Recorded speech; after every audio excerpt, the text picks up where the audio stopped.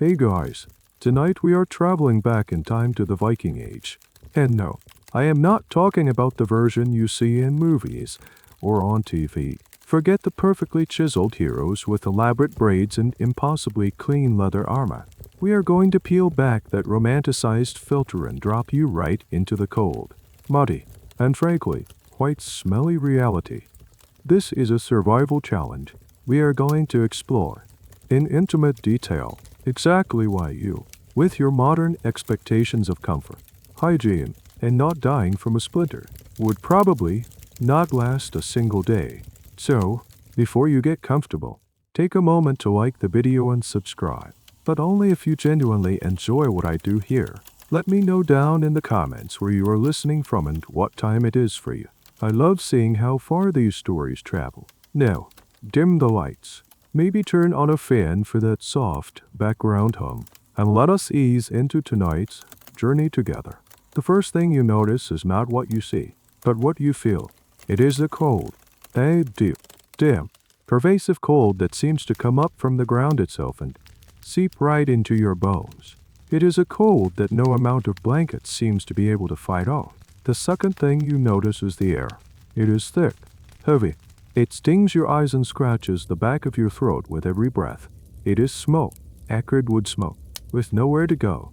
You crack your eyelids open. It is dark, a profound, inky blackness punctuated only by the weak, flickering heart of a dying fire in the middle of a long, cavernous room. The embers pulse with a dull orange glow, casting long, dancing shadows that make the space feel alive and menacing. You are not in a bed. You are lying on a hard, raised wooden platform that runs along the wall. Your mattress is a pile of straw that has seen better days, and your only covering is a coarse, heavy woolen blanket that smells faintly of wet animal and old sweat. Welcome to your new home, a Viking Longhouse. This is the centerpiece of Norse life, a single, massive open-plan building that houses not just you, but your entire extended family. We are talking parents, grandparents, siblings, cousins, and a few other assorted relatives, all crammed in together. There are maybe 20, 30 other souls sharing this smoky space with you, and their faint rustles, coughs, and deep, guttural snores are the only soundtrack to this miserable morning. The fire pit in the center, the LDA truss, is your home's only source of heat and light. Above it, a small, simple hole in the thatched roof. The old JRE is supposed to let the smoke out. Supposed to. In reality, it is a terrible ventilation system.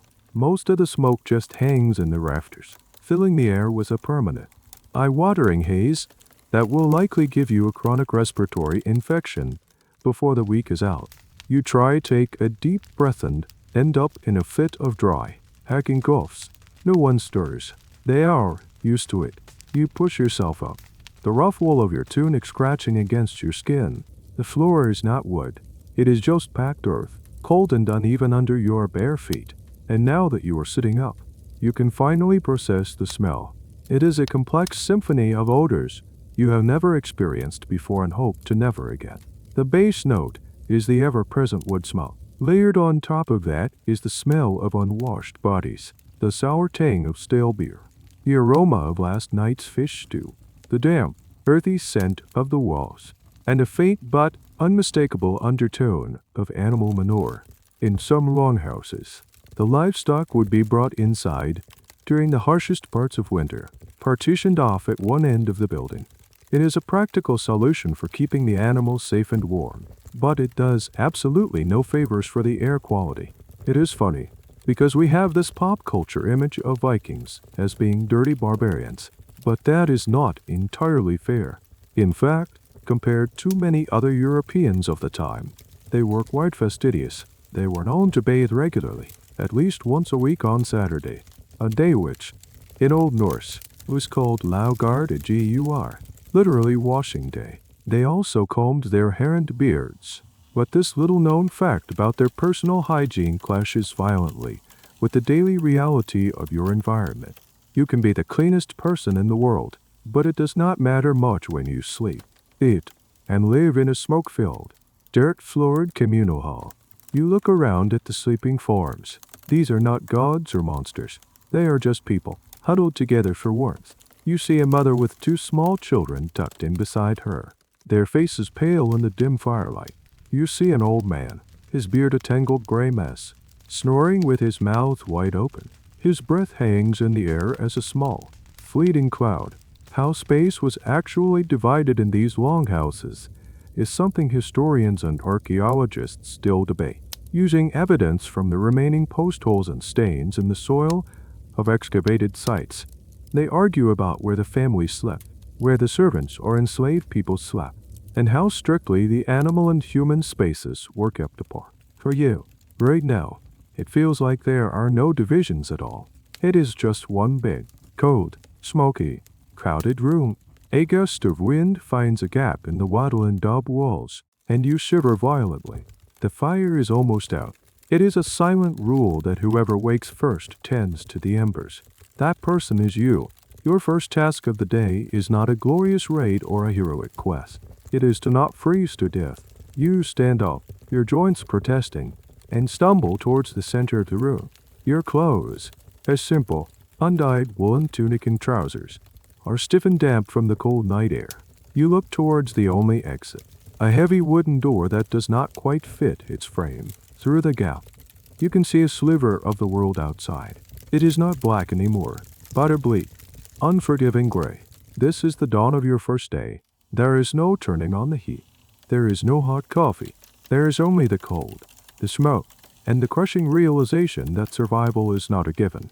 It has to be earned. Starting now, you shuffle across the cold, packed earth, your feet protesting with every step. The ground is uneven, and in the dim light, you nearly trip over a discarded bone from last night's meal. It is a stark reminder that this floor is also the garbage can. You reach the central fire pit, a shallow depression lined with stones. The air directly above the glowing embers is warm, a small pocket of comfort in the vast, cold room. You crouch down, your knees cracking in protest. Your task is simple: bring the fire back to life. Beside the pit is a small pile of dried moss and wood shavings. You carefully place them on the embers, leaning in close and bowing gently.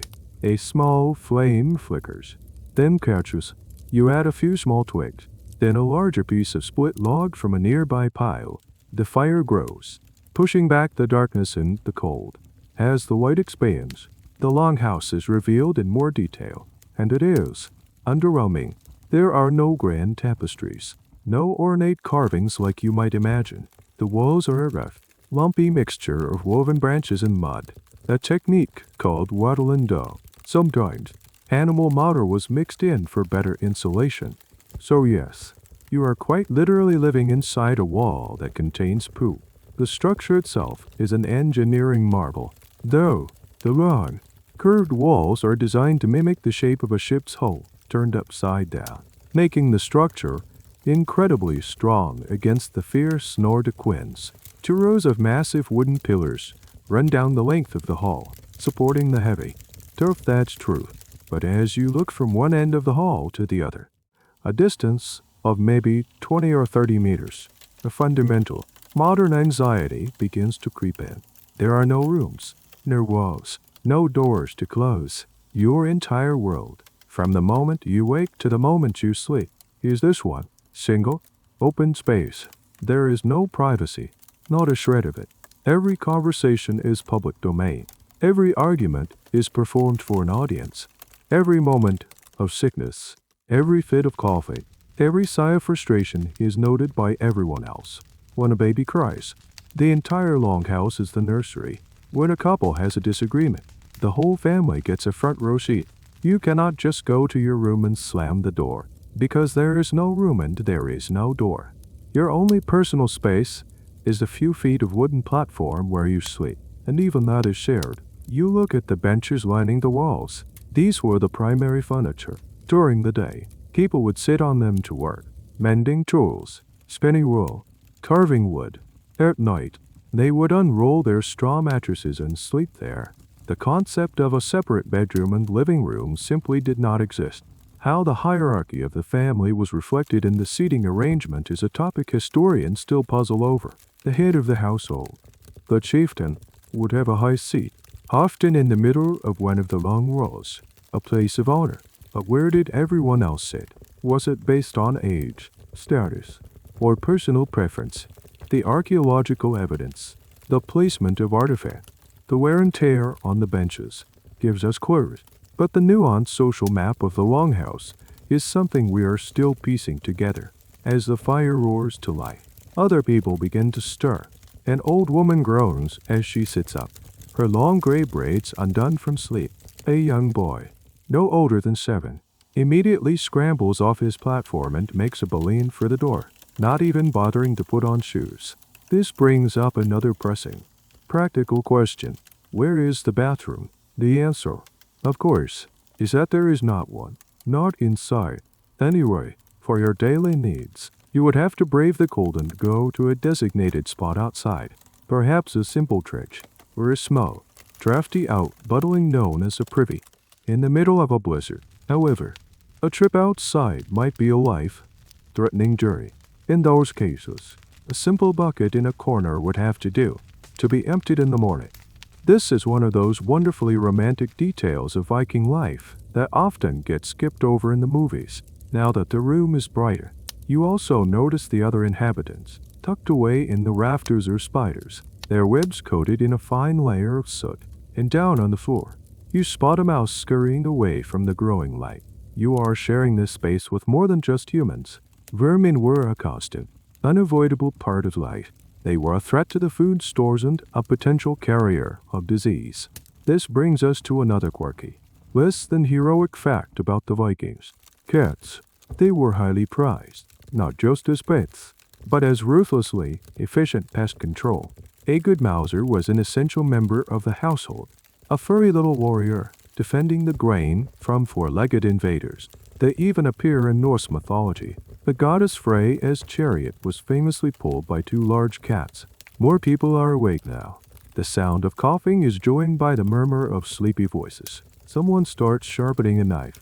The rhythmic scrape, scrape, scrape echoing in the cavernous space. The air, already thick with smoke, now starts to fill with the smell of human activity. The scent of bodies, of morning breath, of life stirring. You stand up, feeling a strange mix of claustrophobia and agoraphobia. You are surrounded by people, yet you feel completely exposed. There is no quiet corner to retreat to, no personal sanctuary to collect your thoughts. You are a part of a larger organism, and your individual needs and desires are secondary to the functioning of the whole. The Longhouse is warm now, and it is loud, and it is overwhelmingly public. And as the smell of smoke begins to mingle with the smell of something cooking, you realize your next challenge is about to begin. Breakfast. The fire is now a roaring, crackling beast, the heart of the Longhouse, pumping warmth and light into the communal artery. A woman, her face creased with the lines of a hard life, takes over the cooking duties. She hangs a large iron cauldron over the fire, suspended from a chain that dangles from the soot-blackened rafters. She ladles in some water from a wooden bucket, and then begins to add the ingredients for the morning meal. You watch, hoping for some sizzling bacon, some hearty bread, some kind of Viking feast to fuel your day up. Well, you are not sure what yet. What you get is far less inspiring. She scoops a handful of coarse, grayish flour from a sack and dumps it into the pot.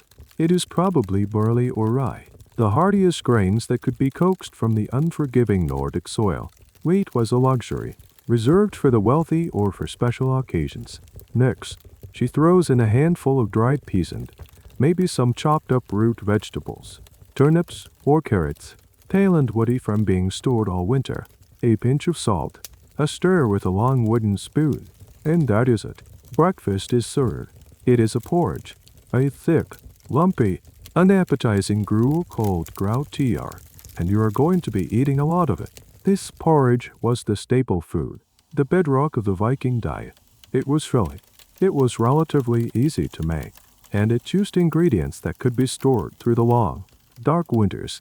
The exact recipe is, of course, lost to time, but historians and food archaeologists have pieced it together from various sources, including analysis of residue found in ancient pots and the contents of preserved bog body stomachs. It was not just breakfast, either. It was oft on lunch and dinner, too. Sometimes, it might be enhanced with a bit of butter or a drizzle of honey if you were lucky. Maybe some leftover bits of meat or fish from the previous day's meal were thrown in. But the base was always the same. A bland, starchy mush. Someone hands you a rough, hand-carved, wooden bowl and a spoon. You ladle the steaming gray sludge into your bowl. It smells earthy. The aroma is not unpleasant, just deeply, profoundly boring. It smells of sustenance, not pleasure. You take your first spoonful. The texture is gritty. The taste is bland.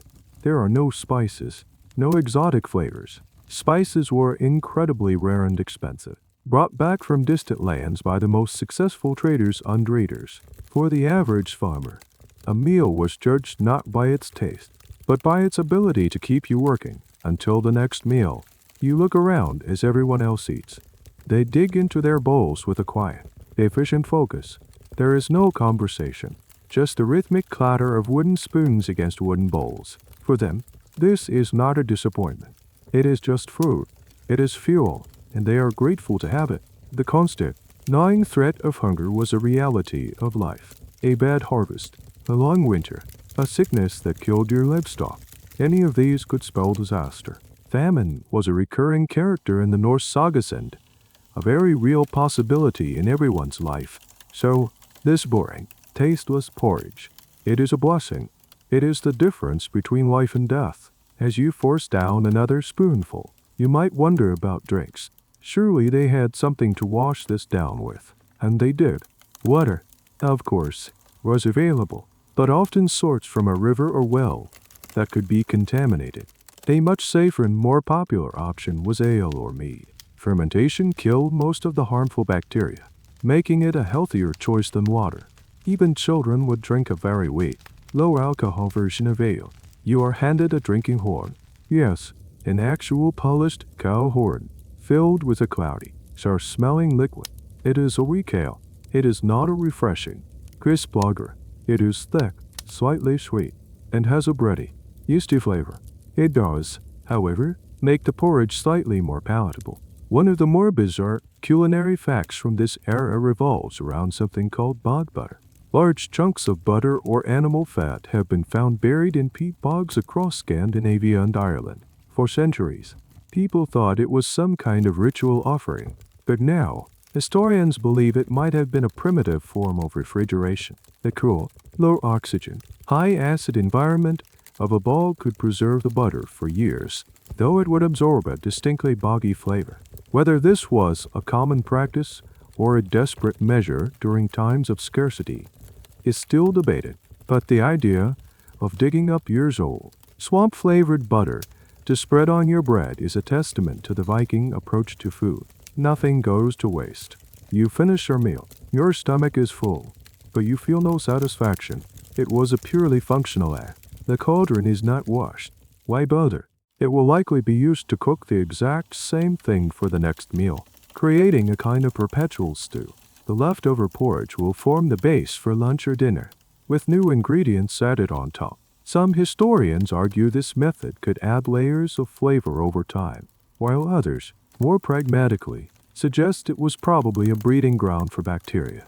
You look at the residue clinging to the inside of your own bowl. There is no running hot water, no dish soap.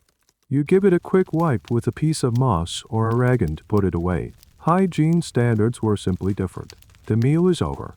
The day is beginning in earnest. You have been awake for maybe an hour, and already you have faced a freezing, smoky room, a complete lack of privacy, and a breakfast that would make a prisoner riot. You are fueled, but not energized. You are warm, but you still smell of smoke. And as people start grabbing tools and heading for the door, you realize the easy part of the day is over. Now, the real work begins. Now that you are fed, or at least have ingested enough calories to function, it is time to get dressed for the day. You look down at the simple, undyed wool tunic and trousers you slept in. Surprise! These are also your work clothes, and your evening clothes, and, most likely, your clothes for the next several days, or even weeks. The concept of having separate outfits for different occasions, let alone a fresh set for each day, was an unimaginable luxury. You head for the door, stepping out of the smoky warmth of the Longhouse into the biting morning air. The world outside is a canvas of muted greens, browns, and grays. The farmstead, or BR, is a small cluster of buildings, the Longhouse, a small smithy, a barn, and maybe a few smaller storage huts, all huddled together against the vast, indifferent landscape. The ground is a sea of mud, churned up by the constant traffic of feet into it. Your first step outside, your bare feet sink an inch into the cold, squishy mud. You quickly learn your first lesson of outdoor life. Shoes are important. Someone points you towards a small wooden chest inside, and you find a pair of simple leather shoes. They are not much, just a single piece of hide folded around your foot and secured with a leather thong. They look like soft, lumpy slippers. There is no left or right, no arch support, no cushioned sole. You stuff some dried grass or moss inside for a bit of insulation and padding, a practice that gave rise to a rather unflattering nickname for some Norsemen, Hayfort. You try them on, and they offer minimal protection from the cold, wet ground, but it is better than nothing. Your clothing is all about function, not fashion. Everything is made from two primary materials, wool and linen. Wool was king. It is warm, even when wet. It is durable, and sheep were a common and vital part of any farm. But this is not the soft, merino wool you are used to. This is rough, coarse, and incredibly itchy. Your tunic feels like you are wearing a burlap sack. The natural lanolin in the wool provided a degree of water resistance, which was crucial, but it also gave the garment a distinct sheepy smell that was probably amplified when it got damp. Linen, made from the flax plant, was used for undergarments, as it was softer against the skin. But producing linen was an incredibly labor-intensive process, involving harvesting, or edding, which is essentially rotting the plant in water to separate the fibers, escotching, and spinning. It was a luxury compared to wool, so you might have a linen undertunic, but your outer layers would almost certainly be wool. And what about colors? The popular image of Vikings is of a drab, brown and gray-clad people, and while undyed wool was common, it is not the whole story. The Vikings actually loved color.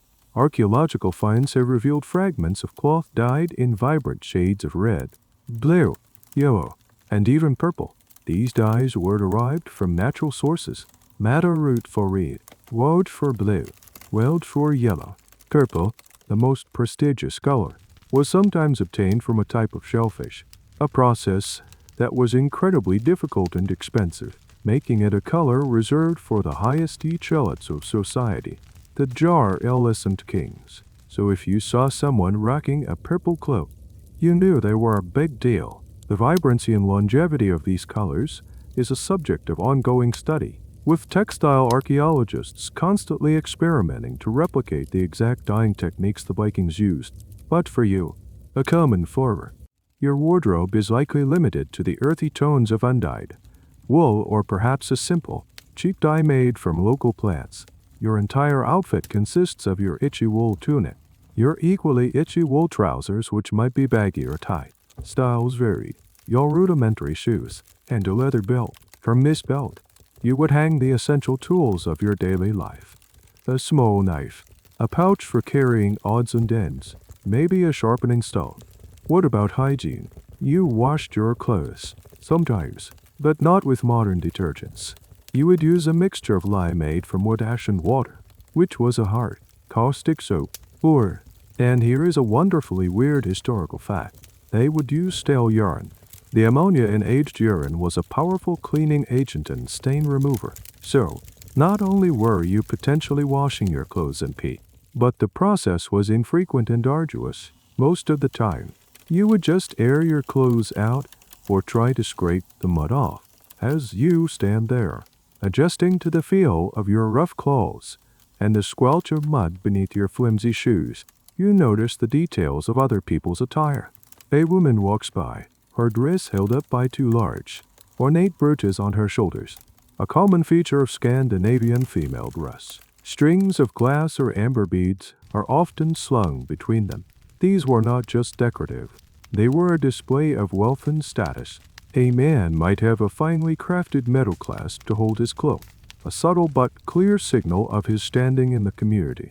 Your own clothes are plain, functional, and devoid of any such adornment. They mark you, instantly, as someone of low status. There is no concept of fast fashion. Every single piece of clothing was the result of immense labor. The wool had to be sheared from the sheep, cleaned, carded, spun into yarn on a drop spindle, dyed if you were lucky, and then woven into cloth on a loom. It was a process that took hundreds of hours, and it was primarily the work of women. A single tunic represented a significant investment of time and resources. You did not just throw it away when it got a hole. You mended it, and mended it again. And when it was beyond repair, the fabric would be cut up and repurposed into smaller items, or used as rags, until it literally fell apart. So here you are, standing in the mud, feeling the cold seep through your thin shoes, the wool scratching at your neck. You are wearing the ancient equivalent of a multi-tool. Your clothes are your pajamas, your work uniform, and your only protection against the elements. They are a statement of your social standing and the product of countless hours of labor, and they are probably not very clean. You pull your cloak tighter around you, the rough fabric a constant, irritating reminder of your new reality. The day has barely started, and you are already uncomfortable in your own skin. With the uninspiring breakfast settled in your stomach and your itchy wool clothes clinging to your skin, you might be hoping the day's main event can finally begin. Maybe you will get to pick up an axe, learn to fight, or at least do something that feels vaguely Viking. Prepare for another wave of disappointment. Before you can even think about glorious battles or epic sagas, there is the small matter of chores. An endless, back-breaking, and profoundly unglamorous list of chores. Your farmstead is a living, breathing entity, and it demands constant maintenance. It is not a machine you can turn on and off. It is an ecosystem that requires a dozen small acts of labor every single day just to keep from collapsing. Your first job is assigned to you with a simple grunt and a gesture towards two large wooden buckets. Water. The Longhouse and the farm need a constant supply of it. There is no tap. There is no plumbing. The water source is a well at the edge of the settlement, or perhaps a nearby stream. You pick up the buckets. They are heavy even when empty, made of thick wooden staves bound with iron hoops. You join a small procession of women and children, heading towards the water source. The path is slick with mud and dotted with animal droppings. You trudge along, your flimsy shoes providing little traction. At the well, you lower a bucket on a rope, the mechanism groaning in protest. Hauling it back up is a strain on your arms and back, muscles you rarely use in your modern life. You fill your 2 buckets to the brim. Now comes the hard part, carrying them back. The combined weight is staggering. Water is heavy, a fact you have never truly appreciated until now. You yoke yourself to the buckets, one in each hand, and begin the slow, painful walk back to the Longhouse. The water sloshes over the sides, splashing down your legs and soaking your wool trousers, making them even heavier and colder. Your arms scream. Your shoulders burn. You have to stop every 20 feet to rest, setting the buckets down in the mud. By the time you get back, you have spilled a quarter of the water and your body feels like it has been through a high-intensity workout. And this needs to be done multiple times a day. Every day. Your next task, waste management. And I do not mean sorting or recycling. Remember the livestock that might share the Longhouse in winter. And the ones in the barn? They produce manure, a lot of it. And that manure needs to be shoveled out and moved to a dung heap. Someone hands you a crude wooden shovel. The smell is eye-watering. A pungent, ammonia-rich odor that clings to your clothes and hair. You spend the next hour shoveling heavy, wet animal waste, your back protesting with every scoop. It is disgusting, exhausting work. But here is a classic Viking era twist. This waste is not just waste, it's a valuable resource. The dung heap is a compost pile, a future source of fertilizer for the fields. It is also a source of warmth. The decomposition process generates heat, and it was not uncommon for people to dig into the side of a large dung heap to warm themselves on a bitterly cold day. Historians speculate about this. And while it sounds utterly bizarre to us, in a world where warmth is life, you use what you have. This brings us to the strict division of labor, a topic that is more nuanced than you might think. Generally, men's work UWRK was focused outside the immediate farmstead, hunting, fishing, trading, raiding, and the heavier agricultural tasks like plowing. Women's work in IRK was centered on the home and its immediate surroundings, cooking, cleaning, brewing ale, making textiles, preserving food, and caring for children and small livestock. However, these roles were not absolute. The lines blurred constantly when it was time for the harvest. Everyone, men, women, and children, would be out in the fields. A woman whose husband was away trading or raiding would become the de facto head of the household, the HUS Fraja, managing the farm, finances, and she held the keys to the food stores, a symbol of her authority. The extent to which women could own property or initiate divorce is a subject of ongoing debate among scholars, but it is clear they had far more agency and authority than their counterparts in many other parts of medieval Europe. One of the lesser-known, but vital, female-led chores was making all the textiles. As you shovel manure, you see women sitting in the sun, endlessly spinning wool with drop spindles. Others are at a large, vertical loom propped against the Longhouse wall, weaving cloth. It looks peaceful, but it was relentless, highly skilled work. It is estimated that to produce enough cloth for a single sail for a long ship, it would take several women working for an entire year. Every piece of clothing, every blanket, every sail was a testament to this hidden domestic industry. Your list of chores continues. You need to chop wood for the fire, not with a modern chainsaw, but with a heavy, clumsy axe that you have to swing over and over. You need to mend a broken fence to keep the pigs from wandering off. You need to help turn the soil in the small kitchen garden next to the Longhouse. Every task is physical. Every task is demanding. There are no shortcuts, no labor-saving devices beyond the most basic tools. By midday, your body is aching in places you did not know could ache. Your hands are raw, on their way to forming blisters. You are covered in a fine layer of mud, sweat, and who knows what else. You catch a glimpse of your reflection in a puddle. You look tired, dirty, and utterly defeated. You thought being a Viking was about adventure, but you have spent your morning as a beast of burden, a sanitation worker, and a lumberjack. You have not seen a sword, a long ship, or a hint of treasure. You have only seen the relentless, grinding reality of daily survival, and the sun is only at its peak. The agricultural work, the true backbone of this society, has not even properly begun. After a quick, unceremonious lunch, which, to your dismay, is another bowl of that same porridge, perhaps with a piece of hard, dense rye bread on the side, it is time to face the true master of your new life, the land. Pop culture loves to focus on the Viking part of the Viking Age, the raiding, the exploring, but for the vast majority of Norse people, life was not defined by the sea.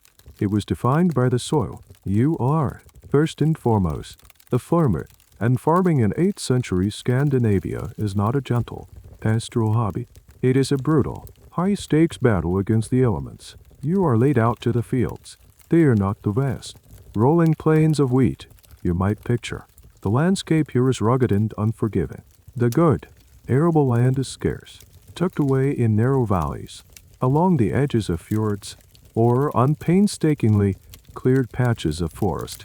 The soil is thin, rocky, and acidic. To farm it is an act of sheer will. Your tool for this task is handed to you.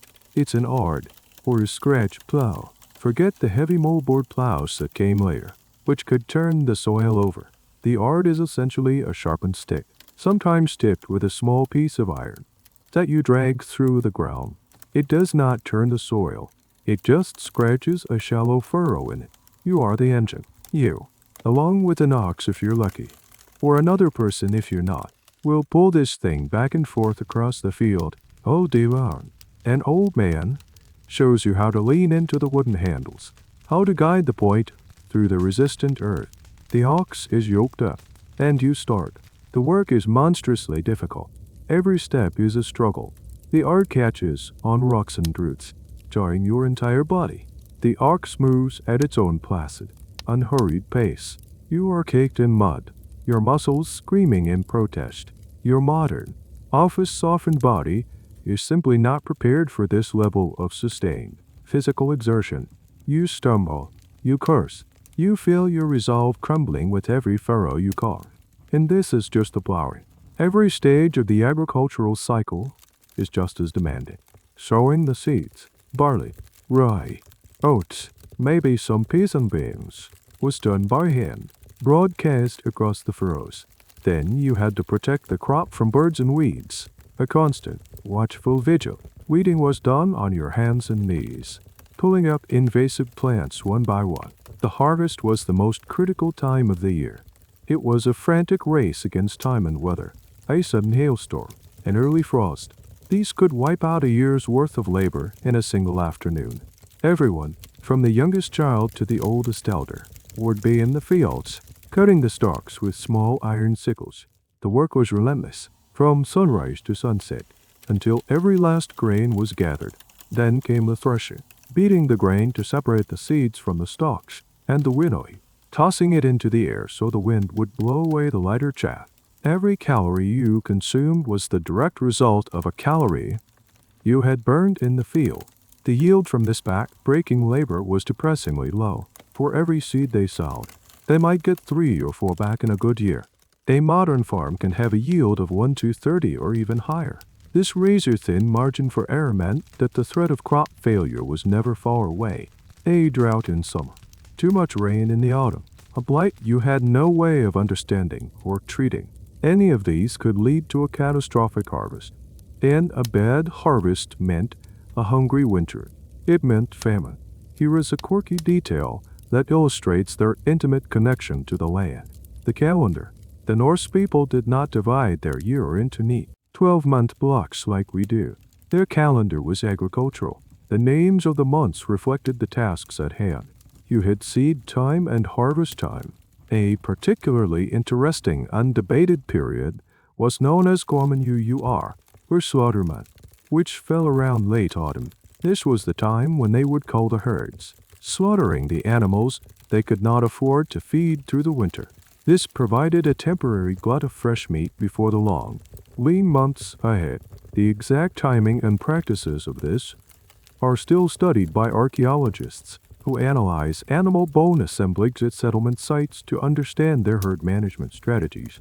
As you toil in the field, you see the evidence of this struggle everywhere. The fields are small and irregularly shaped, conforming to the contours of the land. Stone clearance cairns, piles of rocks pulled from the soil over generations, dot the landscape, silent monuments to the endless labor. You might even be farming on land that your great-grandparents cleared from the forest with axes and fire. This land is not just a resource. It is an inheritance, a legacy of sweat and hardship. You pause for a moment, leaning on the art, your breath coming in ragged gasps. You look at the other farmers. Their faces are weathered, their bodies lean and weary. They move with an economy of motion, a rhythm born of a lifetime of this work. They do not complain. They just do it, because there is no alternative. There is no grocery store to go to if the harvest fails. There is no social safety net. There is only the field, the sky, and the strength of your own body. This is the unsexy, unheroic truth of the Viking Age. It was not built on the plunder from raids. It was built on the humble, grueling work of farming. The wealth that funded the long ships and the expeditions came from the surplus that these farmers could wring from the stubborn, rocky ground. Without this agricultural backbone, there would be no Viking Age at all. And as you feel a blister finally break on your palm, the sharp, stinging pain, you realize you are not a warrior. You are just another pair of hands, another aching back, trying to scratch a living from the earth. And you are failing. Your miserable day in the fields is finally over.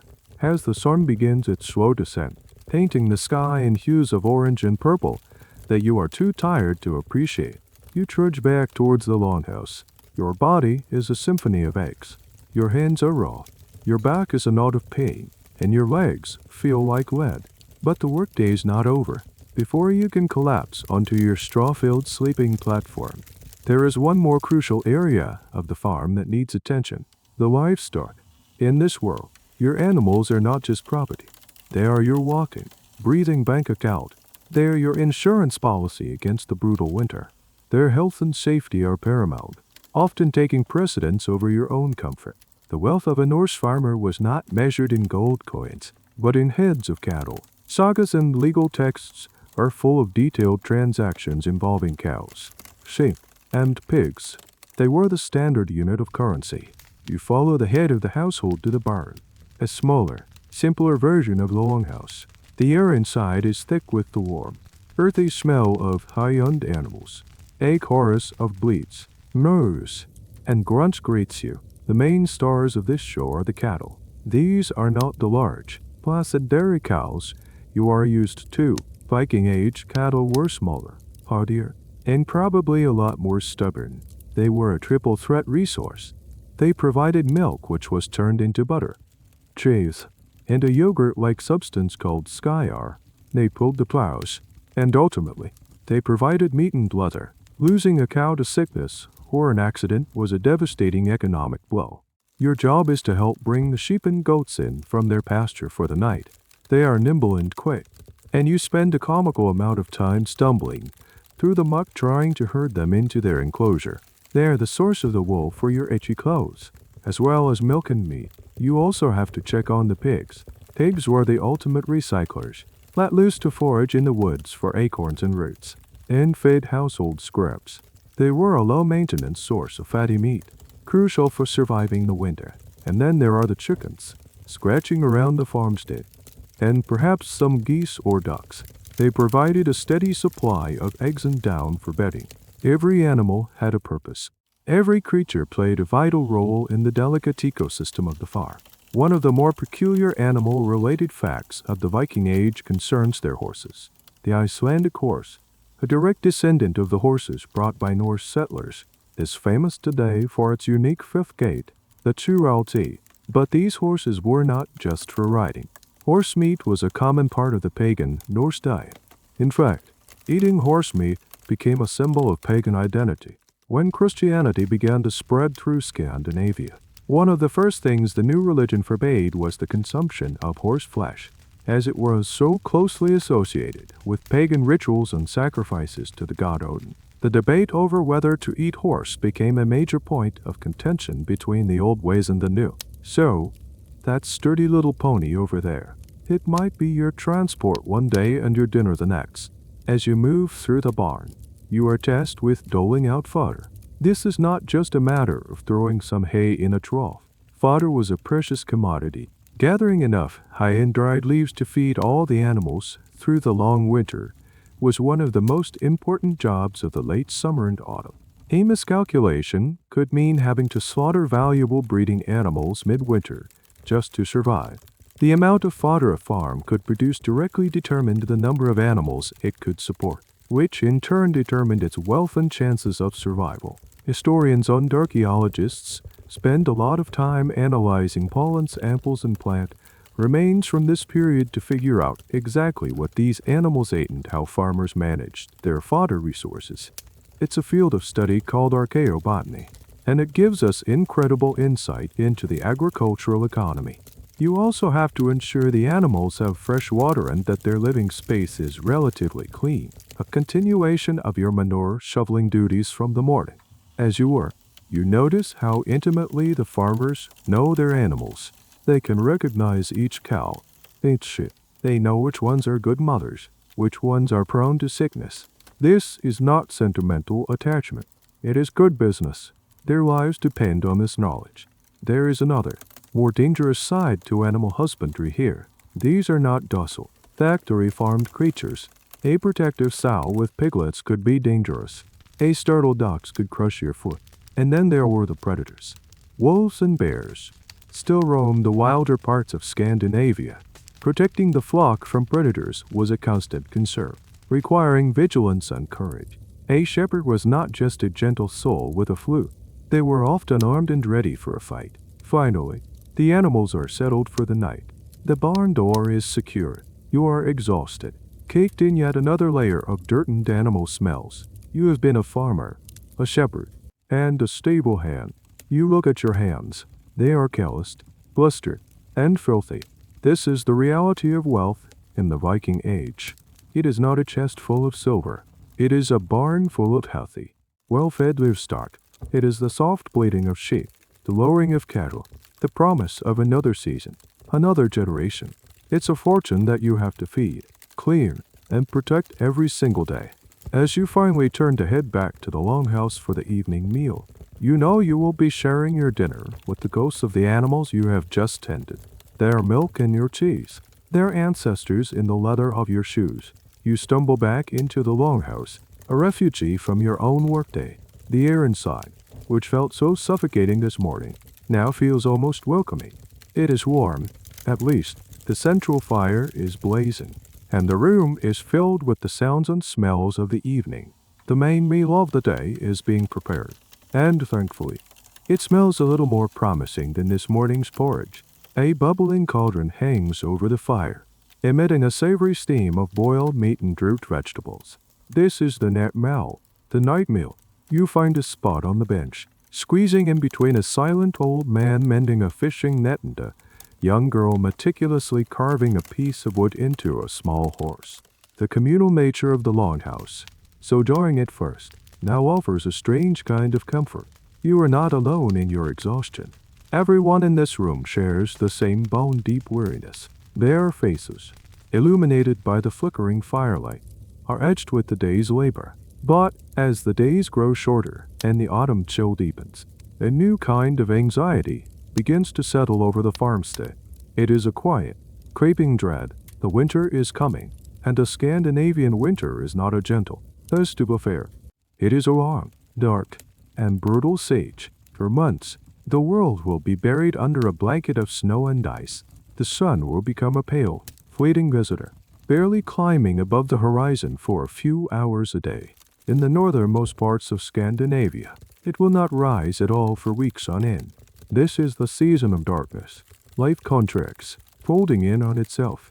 The world shrinks to the walls of the Longhouse. The endless outdoor chores are replaced by indoor ones. The men will spend their days mending tools, carving wood, and repairing weapons. The women will be occupied with the endless task of textile production, spinning, weaving, and sewing. It is a time for maintenance, for preparation, for waiting. The psychological toll of this prolonged darkness and confinement must have been immense. Imagine spending months in that same smoky, crowded room with the same 30 people. Tensions would flare. Old grievances would fester. The lack of privacy would become unbearable. The sagas are filled with stories of winter-bound conflicts, of insults escalating into violence within the claustrophobic confines of the hall. And then there was the cold. The Longhouse, with its central fire and turf-insulated walls, was a haven, but a fragile one. Keeping the fire fed was a full-time job. A dwindling wood pile was a terrifying prospect. People would huddle together for warmth, their breath misting in the air away from the fire. Leaving the Longhouse was a dangerous expedition, undertaken only when necessary. But the greatest fear, the one that overshadowed all others, was hunger. Everything you did in the spring, summer, and autumn was a preparation for this one critical period. You survived the winter on what you had managed to grow, hunt, and preserve. Your food stores, sacks of grain, barrels of salted fish and meat, dried fruits, and stored root vegetables, were your lifeline. The HUS Freja, the mistress of the household, would carefully ration the food. Her keys a symbol of her power over life and death. A strange and fascinating archaeological find that speaks to this winter survival is the ski. Yes, skiing was invented in Scandinavia thousands of years ago, not for recreation, but as a vital means of transportation over the deep snow. Ancient skis, some dating back over 4,000 years, have been found preserved in bogs. They allowed hunters to track game through the snow-covered forests and enabled communication between isolated farmsteads. It was a technology born of necessity, a way to conquer the tyranny of winter. The intellectual life of the winter was rich. However, this was the time for storytelling. With the day's work done in the darkness pressing in from all sides, The family would gather around the fire. It was here that the great myths of Odin, Thor, and Loki were told. It was here that the heroic sagas, the histories of great chieftains and famous warriors, were recited from memory by skilled poets or skaldes. This oral tradition was the glue that held the culture together, passing down history, lore, and morality from one generation to the next. The very survival of these stories into the modern age is a testament to how many winter nights were spent repeating them. Whether the average farmer knew the entire complex Norse cosmology or just a few popular tales about Thor is a matter of academic debate, but the stories were a vital part of the darkness. As you sit there, eating your stew, you look at the faces around you. They are not afraid of the coming winter, not in the way you are. They are resigned to it. It is an immutable part of their world, like the rising of the sun when it deigns to rise at all. They have their food stores, their warm clothes, their sturdy longhouse, and their stories. They will endure. But for you, the prospect is terrifying. The isolation, the darkness, the confinement, the constant, gnawing anxiety about the food running out. It is a psychological challenge as much as a physical one. You are not just fighting the cold, you are fighting the despair that comes with the dark. You finish your meal, the warmth to a temporary comfort against the chill that has nothing to do with the temperature. The wind howls outside, a lonely, mournful sound. It is the sound of winter, testing the walls, reminding you that it is on its way. The winter has tightened its grip. The initial novelty of huddling by the fire and listening to stories has worn off, replaced by a monotonous, grinding reality. The days are short, the nights are endless, and the food, once plentiful, is now being carefully, anxiously rationed. The specter of famine, which was a distant threat in the autumn, is now a very real presence in the Longhouse. It sits with you at every meal, a silent, unwelcome guest. The evening meal is no longer a hearty stew. It is a thin, watery broth with a few only pieces of salted meat and shriveled vegetables floating in it. The bread is harder, the portion smaller. You are always hungry. A dull, persistent ache in your stomach is your constant companion. You wake up hungry. You go to sleep hungry. Every calorie is counted. Every scrap of food is precious. This is the lean season, the hunger gap before the first signs of spring offer any relief. The stores are dwindling. The salted fish, a staple of the winter diet, is running low. The grain sacks feel terrifyingly light. The preserved meats are almost gone. Now, the family must rely on its creativity and its iron will to survive. You see the desperation in small things. The bones from the meat are boiled and re-boiled until every last bit of flavor and nutrition has been leached out of them. Nothing is wasted. Even tree bark, specifically the inner bark of the elm tree, could be ground into a flour and mixed with the precious grain to make it last longer. This bark bread was a common famine food, a gritty, tasteless substitute that provided bulk but little real nutrition. The archaeological evidence for this is found in the analysis of preserved human remains on coprolites, fossilized feces, which sometimes show traces of these desperate dietary supplements. The hunt for food becomes relentless. The men, wrapped in layers of wool and fur, venture out on skis into the frozen, silent forest. They hunt for anything they can find, a deer, a wild boar, even a squirrel. But game is scarce in winter. The animals are hibernating or have moved to more sheltered areas. A successful hunt is a cause for celebration, a temporary reprieve from the gnawing hunger. An unsuccessful hunt, which is far more common, deepens the glow. Ice fishing becomes a critical source of protein. You join a group heading out onto the frozen fjord. The wind is a physical force, a wall of cold that cuts through your clothes. You help carve a hole in the ice with a heavy iron chisel. Then you wait, and wait, and wait. Your hands and feet are numb. Your face stings from the cold. For hours, you sit there, staring at a small patch of dark water, hoping for a flicker of movement. The sheer misery of it is overwhelming. The question of what people were willing to eat in these desperate times is a grim one. The sagas, our primary literary sources, are surprisingly quiet on the darkest aspects of famine. They speak of hardship and starvation, but rarely go into graphic detail. However, Historical and archaeological evidence from other parts of the world in similar circumstances suggests that when starvation is the alternative, humans will eat almost anything: shoe leather, weeds, vermin. Whether Viking society resorted to the ultimate taboo of cannibalism during the worst famines is a highly contentious and debated topic among historians. There is no direct archaeological proof, like human bones with butchery marks found in a domestic setting. But given the harshness of the environment and the extremity of the famines that could occur, some scholars argue it is a possibility that cannot be entirely dismissed. It remains one of the darkest, most speculative questions of the era. The physical effects of this prolonged hunger are becoming apparent. You are weaker. You feel a constant lethargy, a deep-seated exhaustion that sleep does not cure. Minor illnesses, which you might have shaken off easily before, now linger.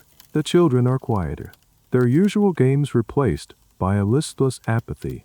The elderly, the weakest members of the community, are the most vulnerable.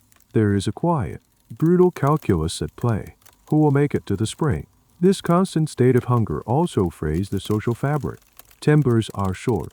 Accusations of hoarding, of one person taking a slightly larger share, can erupt into bitter conflict. The communal spirit of the Longhouse, once a source of strength, can become a pressure cooker of suspicion and resentment.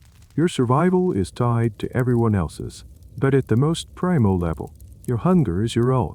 A strange, little-known aspect of the Norse diet might have offered a small, but vital, buffer against scurvy during these long winters. Cloudberries. This art, vitamin C, rich berry grows in the Arctic and subarctic climates of Scandinavia. They could be preserved in barrels uneaten throughout the winter, providing essential nutrients when fresh greens were unavailable. Finding a small pot of preserved cloudberries in the back of the storeroom would be like discovering gold. Use it by the fire, chewing on a piece of tough bark bread. It tastes like sawdust and despair. Outside, the snow falls, burying the world deeper and deeper. Spring seems like an impossible dream, a myth from a distant land. You are no longer a farmer, a warrior, or anything else. You are a creature reduced to a single, overwhelming instinct: the need for food. This is the ultimate test of the Viking Age. It is not a battle with swords and axes, but a quiet, desperate war of attrition against the cold and the emptiness of your own stomach. And it is a war you are losing. Let us imagine, for a moment, that you survive the winter. The snows begin to melt, the days lengthen, and the first green shoots of spring bring a fragile, desperate hope back to the land. You have made it through the brutal filter of famine. But now, you must confront another, equally rigid structure that governs your life: the Norse social hierarchy. You might have survived as an equal in misery through the winter. But with the return of normal life comes the return of your designated place in the world. Viking Age society was not an egalitarian fellowship of rugged individualists. It was a deeply stratified pyramid, and your position on it was likely determined at birth. At the very top were the kingsin, the jarls, the chieftains or earls. These were the powerful, land-owning aristocracy. They commanded armies, led raiding parties, and presided over the law. They lived in the largest longhouses, wore the finest clothes, and had their graves filled with spectacular treasures: ships, weapons, sacrificed animals, and even sacrificed servants to accompany them to the afterlife. At the very bottom were the thralls, or enslaved people. The Old Norse word is aralel. Thralls were not considered people under the law. They were property. They could be bought, sold, beaten, or killed by their owners with no legal consequences. Many thralls were captives taken during raids in places like Britain, Ireland, and Eastern Europe. Others were people who had fallen into debt or were born into slavery. Their lives were ones of endless, thankless labor, and they had no rights, no honor, and no hope of upward mobility. It's a dark and often overlooked aspect of Viking society, which was as much a slave-trading culture as it was a raiding one. And then there is you. You're most likely a Carl. Carl was the Old Norse term for a free man. This was the broad, middle class of Viking society. You are not a slave, but you are certainly not a jarl. You are a farmer, a craftsman, a fisherman, or a merchant. You can own land. You can marry who you choose within reason. You can bear arms. And you had a voice at the local assembly. You had your freedom, and that is a precious thing. But your life is still one of obligation and deference to those above you. Your status as a Carl is constantly being reinforced in subtle and not so subtle ways. You live on land that you might own, but a powerful Jarl is your neighbor, and it is in your best interest to stay on his good side. You might be called upon to join his retinue for a raid or a military campaign. Refusing could have serious consequences. You pay him tribute, not in taxes as we would understand it, but in goods, labor, and loyalty. Your relationship is a complex web of mutual obligation, heavily weighted in his favor. The Norse themselves had a mythological explanation for this social structure. The poem Rig Sula tells the story of the god Heimdall, who, in the guise of a man named Rig, visits 3 different households. In the first, a poor and wretched hut, he fathers a son named Thrall, the ancestor of all slaves. In the second, a comfortable farmhouse, he fathers Carl, the ancestor of all free farmers. In the third, a rothy hall, he fathers Jarl, the ancestor of all aristocrats. This myth served as a divine justification for the social order. You are a Carl because the gods decreed it. Who are you to argue with that? The physical evidence of this class divide is everywhere. You see it in the quality of people's possessions. The Jar Ella's wife has beautiful glass beads from the Black Sea. Your wife has beads made of amber found on a local beach. The Jarl drinks his mead from an imported glass vessel. You drink from a simple wooden cup or a cow's horn. His sword has a hilt inlaid with silver. Your axe is a plain, functional tool. These are not just differences in wealth. They are markers of status, instantly recognizable to everyone. A particularly fascinating and somewhat quirky indicator of status was combs. Yes, combs. Archaeologists have found an astonishing number of combs at Viking sites, usually carved from bone or antler. They were personal items, often carried on a string around the neck. A simple and decorated comb was a common possession, but a highly ornate, beautifully carved comb, perhaps with a custom-made case, that was a status symbol. It showed you had the leisure time for personal grooming and the wealth to own such a fine object. It was the Viking equivalent of a luxury watch. But was it possible to move up the social ladder? This is a question historians are still actively exploring. The lines were not entirely rigid. A successful Carl, a farmer who acquired more land, or a merchant who made a fortune on a trading voyage, could gain wealth and influence. He might be able to marry his daughter into a higher status family. The most famous path to social mobility was through raiding. A young man with nothing but a strong arm and an axe could join a raiding party. If he proved himself brave and capable, and if he survived, he could return with a share of the plunder. Enough successful raids could transform a poor farmer's son into a wealthy and respected warrior. A Dr. Hinger. This Viking dream was a powerful motivator, a high-risk, high-reward gamble that lured many young men to sea. But this path was fraught with peril and was the exception, not the rule. For most Carls, like you, life was about maintaining your position, not improving it. It was about protecting your farm, your family, and your freedom. You look at the Jar Ella's hall on the hill, so much larger and grander than your own Longhouse. You see the fine horses his men ride. You hear the stories of their wealth and adventures, and you know your place. You are the foundation of this society, the hard-working center, but you will never stand at the top. You are a Carl, and in this world, that is both a blessing and a life sentence. You have survived the winter and you know your place as a Carl. Life seems to have settled into a predictable, if grueling, routine, but there is another invisible, ever-present force governing your every interaction, a currency more valuable than silver and more volatile than a stormy sea. It is honor. In Old Norse, the concept is captured by the word air. This is not just about being a good person. It is a combination of your reputation, your social standing, your family's good name, and your perceived worth in the eyes of the community, and it is fiercely, violently defended. Your honor is your most important possession.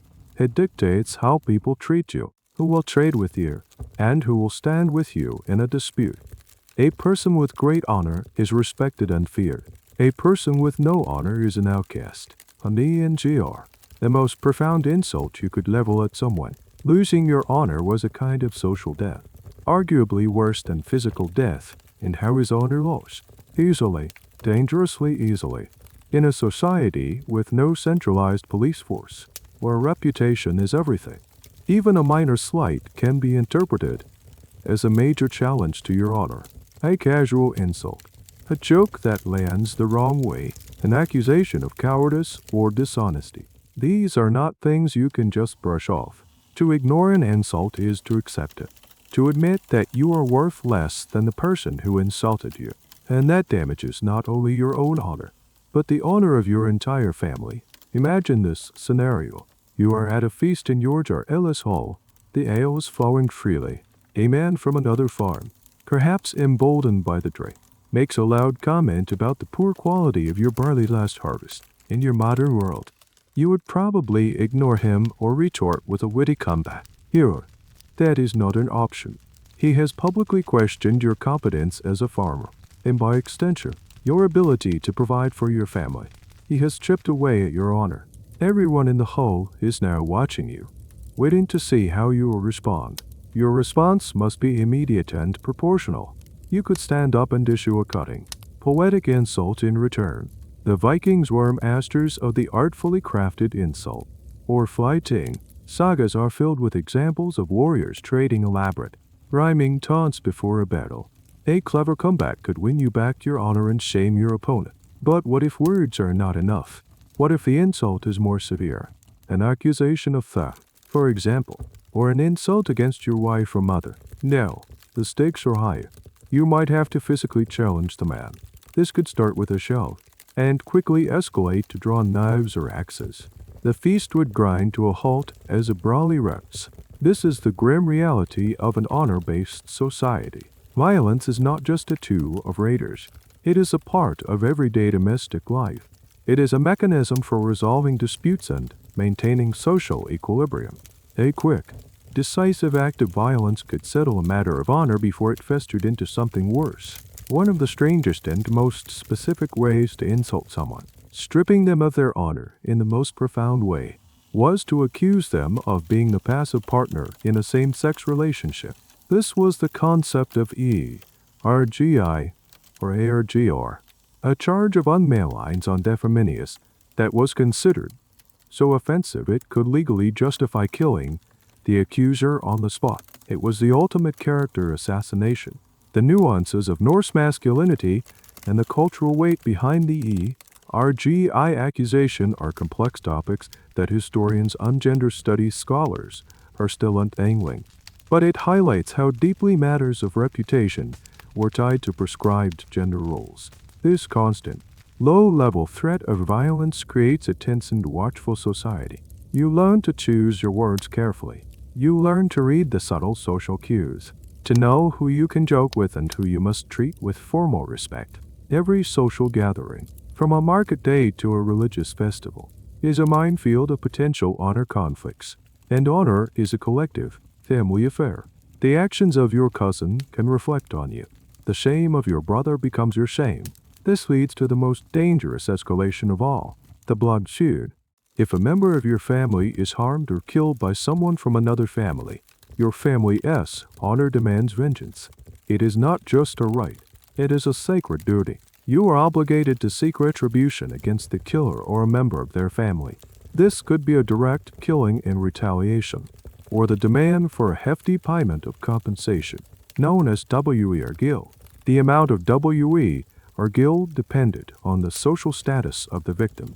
Killing a Jarl cost a fortune. Killing a Carl cost less. Killing a Thrall cost nothing at all, as they had no honor to avenge. These payments were an attempt by the legal system to channel the thirst for vengeance into a less destructive economic exchange. But often, pride and a desire for blood over gold would win out. So now, because of a drunken insult at a feast that escalated, you might find yourself trapped in a multi-generational cycle of violence. Your family kills one of their family. Their family is now honor-bound to kill one of yours. This is the blood feud, a dark engine that powered much of the internal violence in the Viking world. It could tear communities apart and last for decades. A legacy of death passed down from father to son. You live with a constant, nagging fear, always looking over your shoulder, wondering if today is the day your great-uncle's dispute will be settled with an axe in your back. Your personal honor, and the honor of your kin, is a heavy, blood-soaked cloak you can never take off. Let us say the drunken insult at the feast did not immediately erupt into a brawl. Let us say you, or the other man, had enough sense to de-escalate in the moment. But the issue of honor is still unresolved. The insult hangs in the air, a debt that must be paid. Your reputation is tarnished. What do? You cannot call the police. You cannot sue for slander in a modern courtroom. You have to take your case to the Viking equivalent of the legal system. The thing, or ing in Old Norse, was the governing assembly of the free people of a district. It was an open-air parliament, a court of law, and a social gathering all rolled into one. It was the bedrock of Norse governance. It was held at a designated, sacred site, perhaps a prominent hill, a large field, or beneath a venerable old tree. For you, the carl, attending the thing is both a right and a duty. It is where you have a voice. So, you prepare your case. This involves gathering your supporters. Law in the Viking Age was not an impartial, abstract process. It was a popularity contest, backed by the threat of force. You go to your family, your powerful neighbors, your friends. You present your grievance. This man, Bjorn, publicly called me a liar and a poor farmer, and my honor has been wounded. You need them to literally stand with you at the thing, to show that you have the backing of a strong and respected kin group. Showing up alone would be a sign of weakness, an invitation for the assembly to rule against you. On the appointed day, you walk to the thing's stead. The atmosphere is a mixture of solemnity and a county fair. People from all over the district are there. They are trading goods, gossiping, arranging marriages, and catching up on news. But at the heart of it is the legal proceeding. The assembly is presided over by a law speaker, the Logos. This is a deeply respected individual, elected for his wisdom and, most importantly, his memory. Here is one of the most astonishing facts about the Viking legal system. For much of the era, the laws were not written down.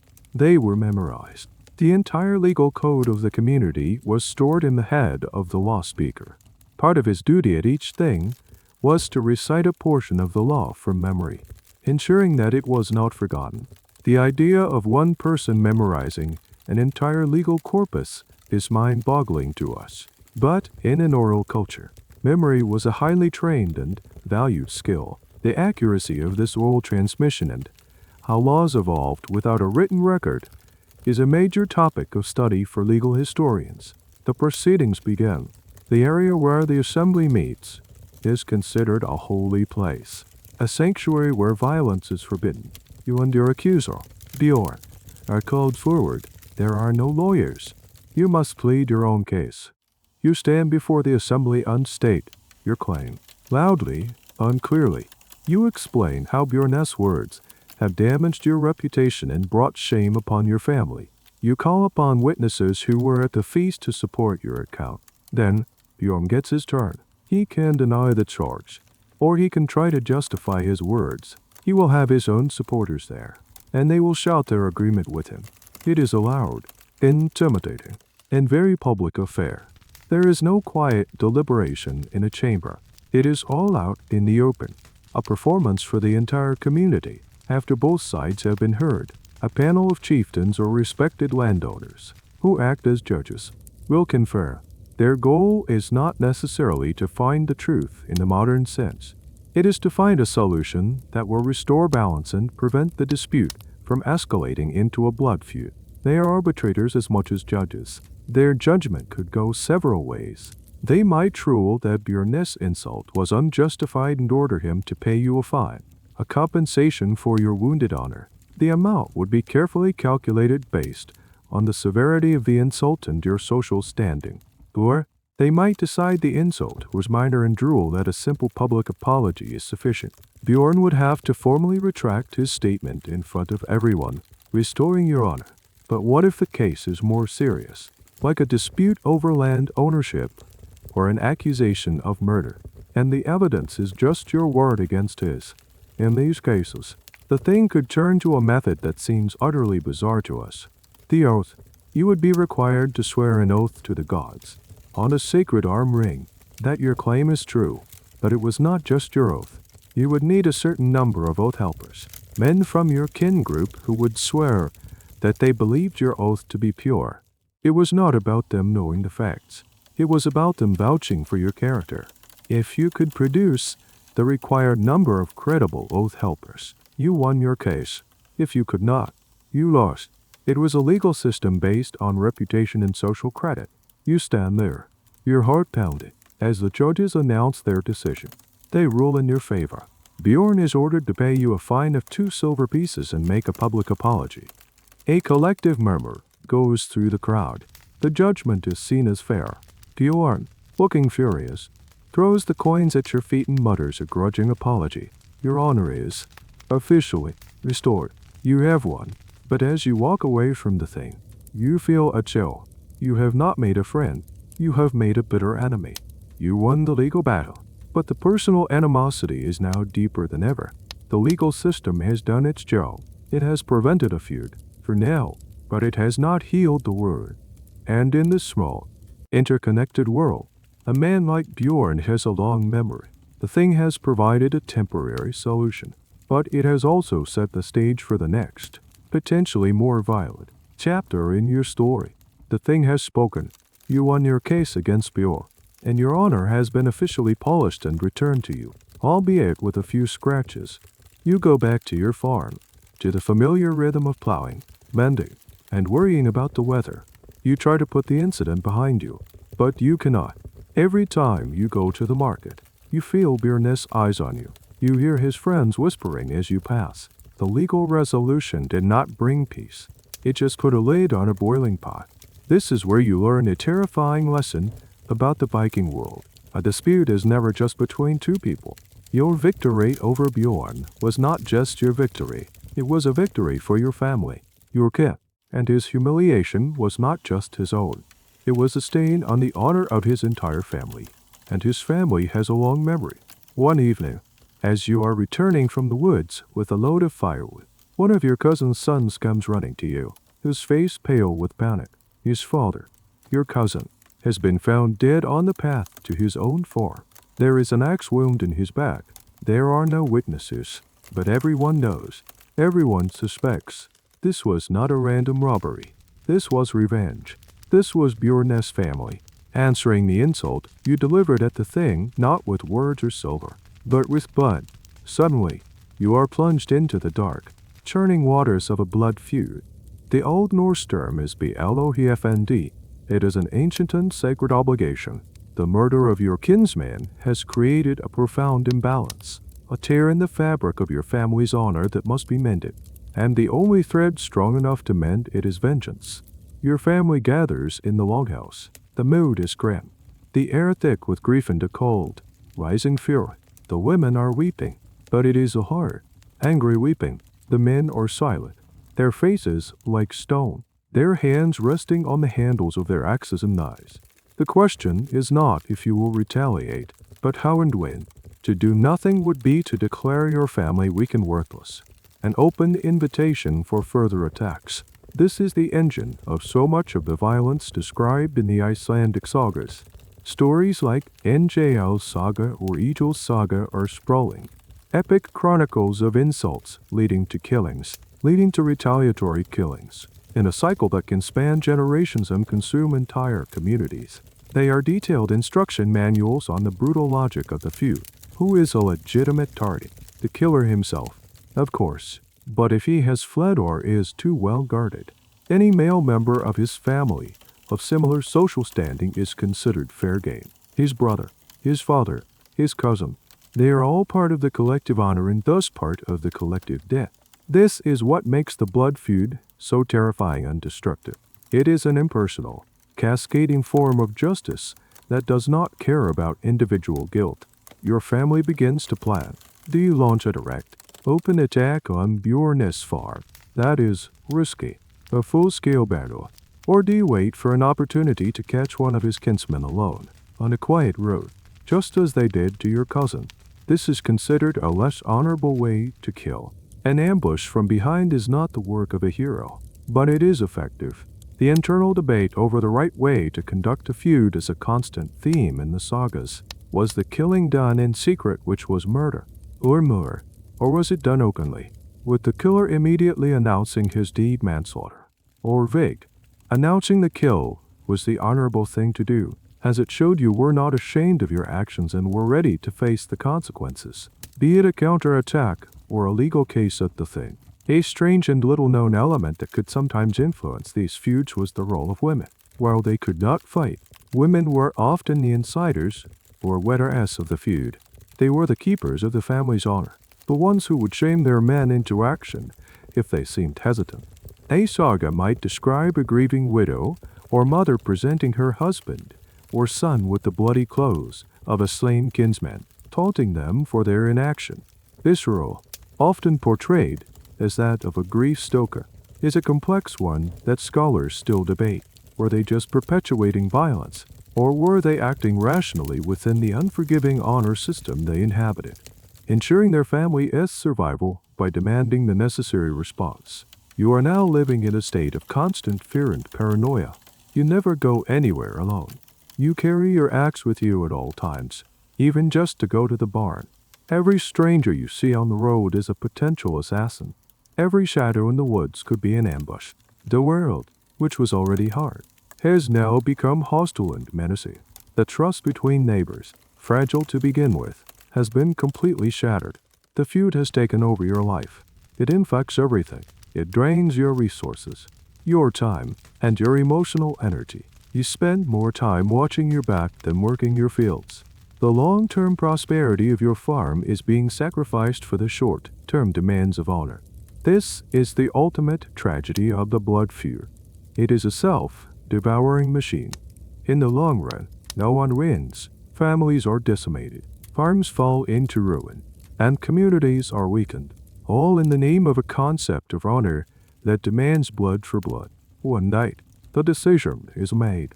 You and your brothers will lie in wait for Bjorn's eldest son, who is known to travel to a neighboring farm every week. You feel a cold knot of dread in your stomach. You are a farmer. You are not a killer. But your cousin is dead. Your family's name has been shamed. You have no choice. The feud has its own momentum, its own terrible gravity, and it is pulling you down into the darkness. You pick up your axe. It feels heavier than ever before. The plan is set. The weight of the impending violence sits in your gut like a cold stone.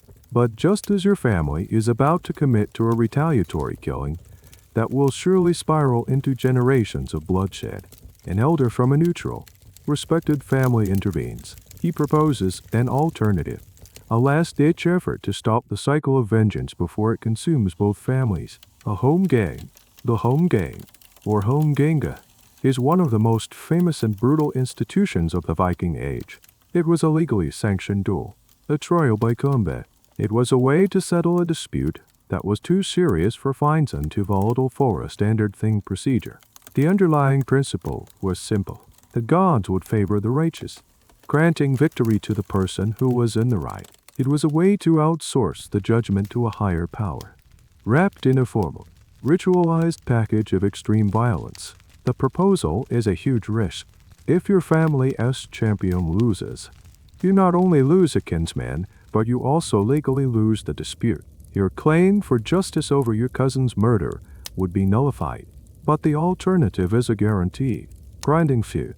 After a tense debate, your family agrees. Bjorn's family, confident in their own champion, also accepts the terms. The home game is on. The duel has to take place according to strict, ancient rules. The location is chosen. A small, isolated island homar, hence the name, or a designated, marked out piece of land, a cloak or an ox hide, perhaps 9 square feet, is laid on the ground. This is the dueling area. The combatants are to keep at least 1 foot on this hide at all times. Stepping outside of it with both feet could be seen as an act of cowardice. The forfeiture of the fight The rules of the engagement are laid out. The exact regulations for the home gang changed over time and varied by region, a topic of much discussion among historians who try to reconstruct them from contradictory saga accounts. Early versions might have been a fight to the death.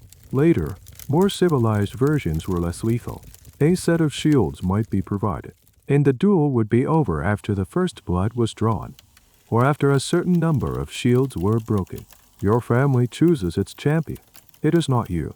It is your older brother, a man known for his strength and quick temper. Bjorn's family chooses his eldest son, a young, arrogant warrior who has seen battle on a raid. On the appointed day, the whole community gathers to watch. This is not a back alley brawl. It is a formal legal proceeding, a piece of public theater. Your brother and his opponent strip for the fight, perhaps down to a simple tunic. They are each given a shield and a sword or an axe. A bizarre and little understood part of the ritual was that each combatant was allowed a second, a helper who stood by, ready to replace a broken shield. It was not a purely one-on-one affair. The two men step onto the hide. The air is thick with tension. They face each other, exchanging insults and taunts. A final psychological battle before the physical one begins. The last speaker recites the rules one last time, reminding them of the stakes. Then, a signal is given. The fight begins. It is not the elegant, swirling swordplay you see in movies. It is brutal, clumsy, and terrifyingly real. It is a series of short, explosive bursts of energy. The crash of axe on shield is a sickening, percussive sound that echoes across the field. They shove and grapple, their feet slipping on the hide. It is a test of strength, stamina, and raw aggression. Your brother is older, more experienced. He weathers the initial, furious assault from the younger man. He is patient, taking the blows on his shield, waiting for an opening. The crowd is silent, captivated by the life or death drama unfolding before them. You watch, your heart pounding in your throat, feeling utterly helpless. The young warrior, growing frustrated, overextends on a wild swing. For a split second, his side is exposed. Your brother, in a flash of speed you did not know he possessed, lunges forward. His axe does not swing for the body. He is aiming for the shield. With a mighty crack, his axe bites deep into the wood of his opponent's shield, shattering it.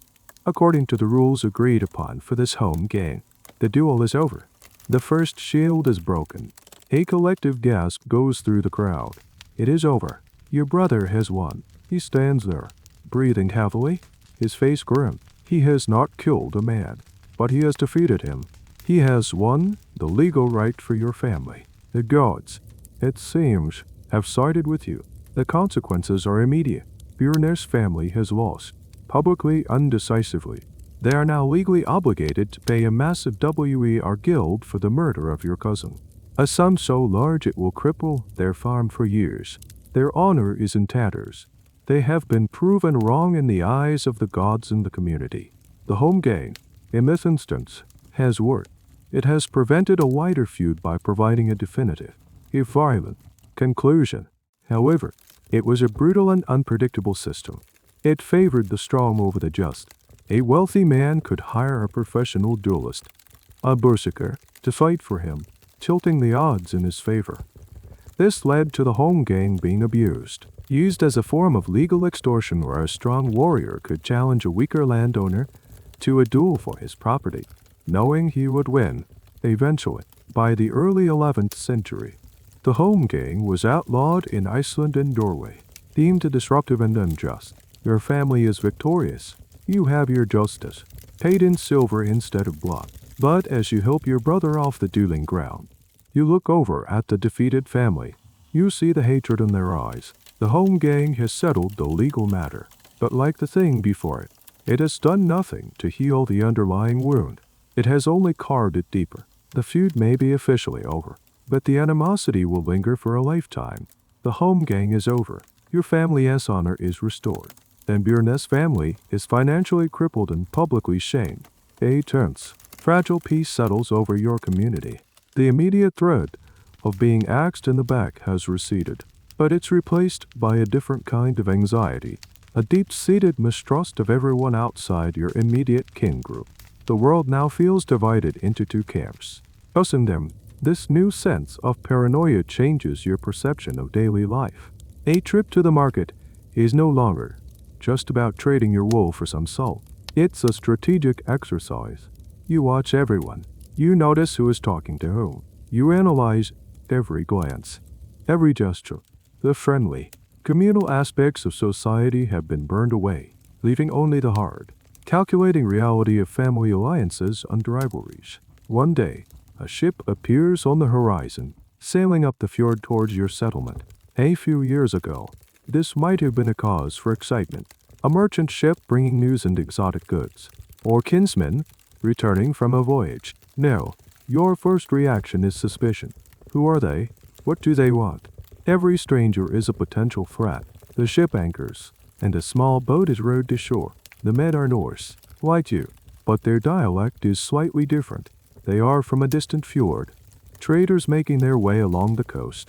They come ashore, and the whole community turns out, not with open arms, but with a cautious, watchful curiosity. The laws of hospitality in the Viking Age were a serious matter. It was a sacred duty to offer food, drink, and shelter to a traveler. This was a practical necessity in a world with no inns or hotels. A traveler's life depended on the kindness of strangers. So, the chieftain of your village formally greets them and invites them to the main hall for a feast. But even within this sacred ritual of hospitality, there is a subtext of threatened assessment. Your Jarland's men are sizing up the visitors. Are they truly just merchants? Or are they scouts for a future raid? How many are they? How well armed? The visitors, in turn, are doing the same calculation, assessing the strength and wealth of your settlement. It is a delicate dance of feigned friendship and mutual suspicion. You watch them during the feast. They bring news from the outside world, of battles in England, of new trade routes to the east. It is fascinating, a glimpse of a world beyond your small farm, but you cannot shake the feeling of unease. These men are outside your web of kinship and obligation. They have no reason to be loyal to you, and you have no reason to trust them. This constant vigilance against outsiders is a core survival skill. A lone traveler on the road is a vulnerable target, but also a potential danger. They might be a simple pilgrim, or they might be an outlaw, a man banished from his own community for a crime, who now roams the wilderness surviving by any means necessary. The sagas are full of encounters with such figures. A quirky and little-known aspect of this stranger danger is the concept of the feuds. This was a formal partnership, a joint venture, usually for a trading or raiding voyage. Men would pool their resources and swear oaths to share the risks and the profits equally.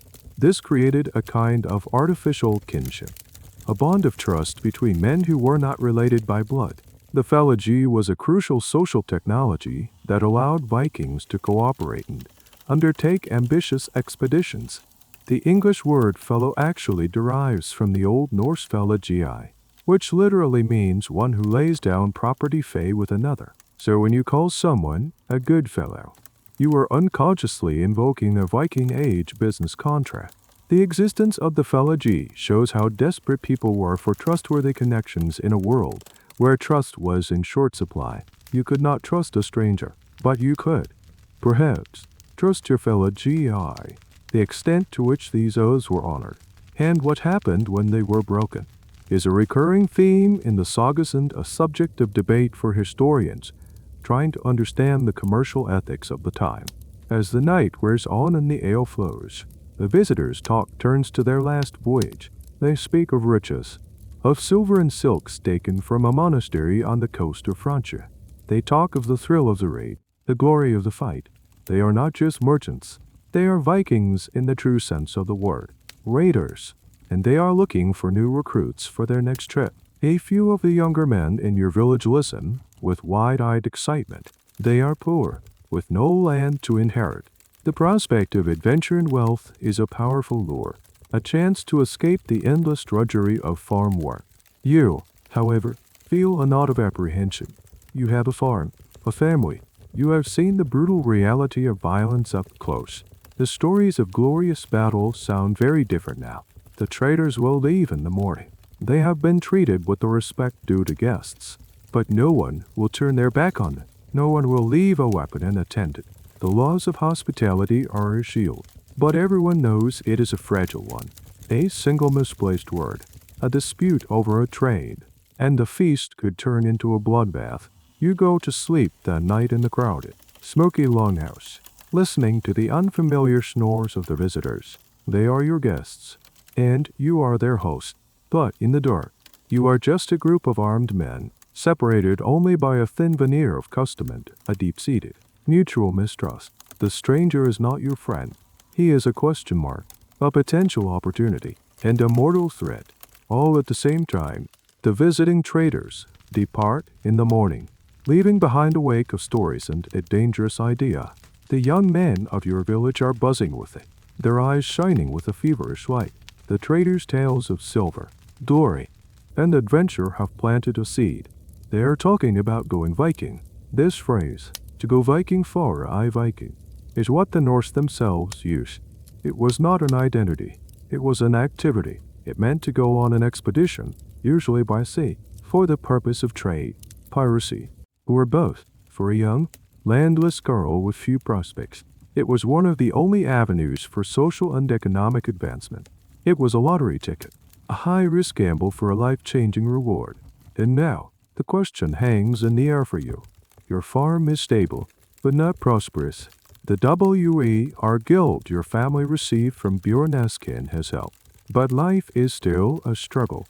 Your younger brother, with no land of his own to inherit, is seriously considering joining the next expedition that comes looking for crew, and he wants you to come with him. This is a monumental decision. It is not like accepting a new job. It is a choice between two entirely different lives, and two entirely different ways to die. On the one hand, there is the life you know, the back-breaking farm work, the threat of famine, the suffocating local politics and feuds.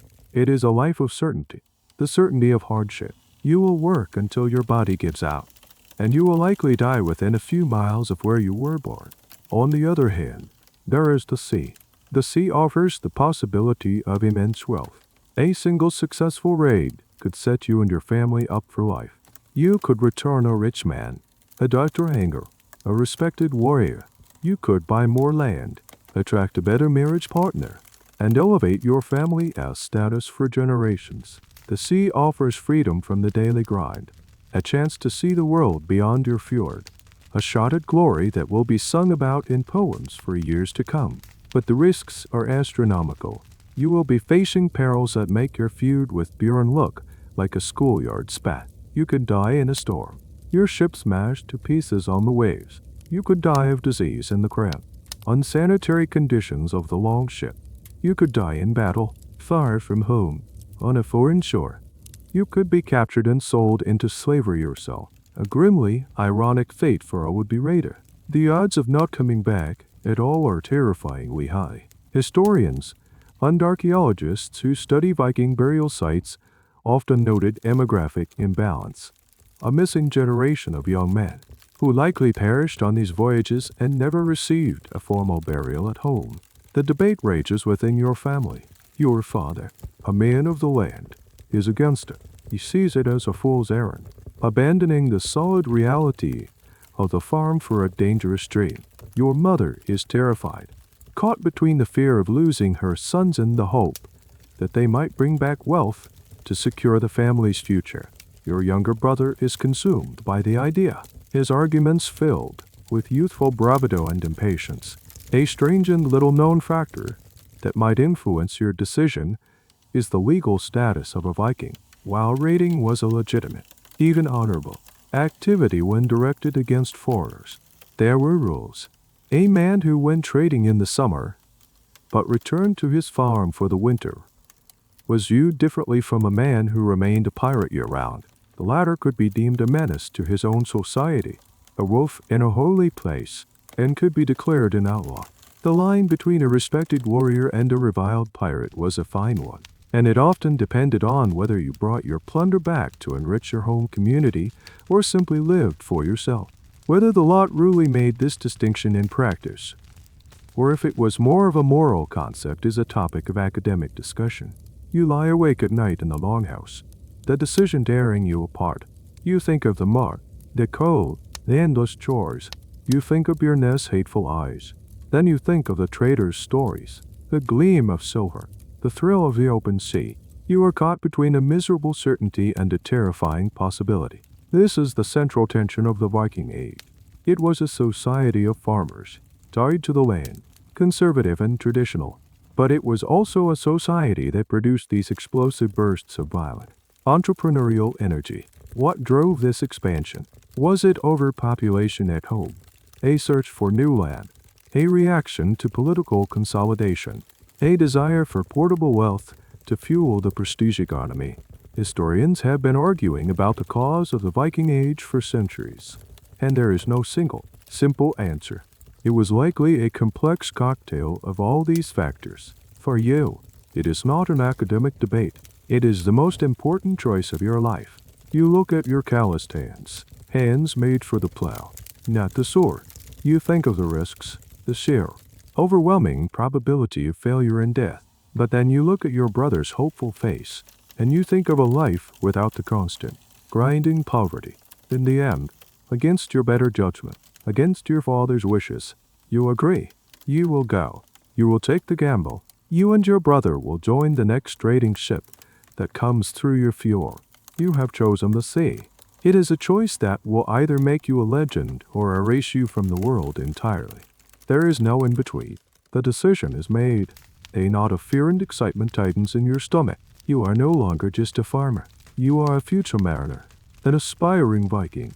But before you can sail off to glory, you need a ship. And you do not just go down to the harbor and buy a ticket. You have to build one. Or, more likely, you are conscripted by your jarl to help in its construction as part of your obligation to him. You are taken to a clearing near the shore where a great project is underway. The skeleton of a new longship lies on the stocks, looking like the fossilized remains of some immense sea monster.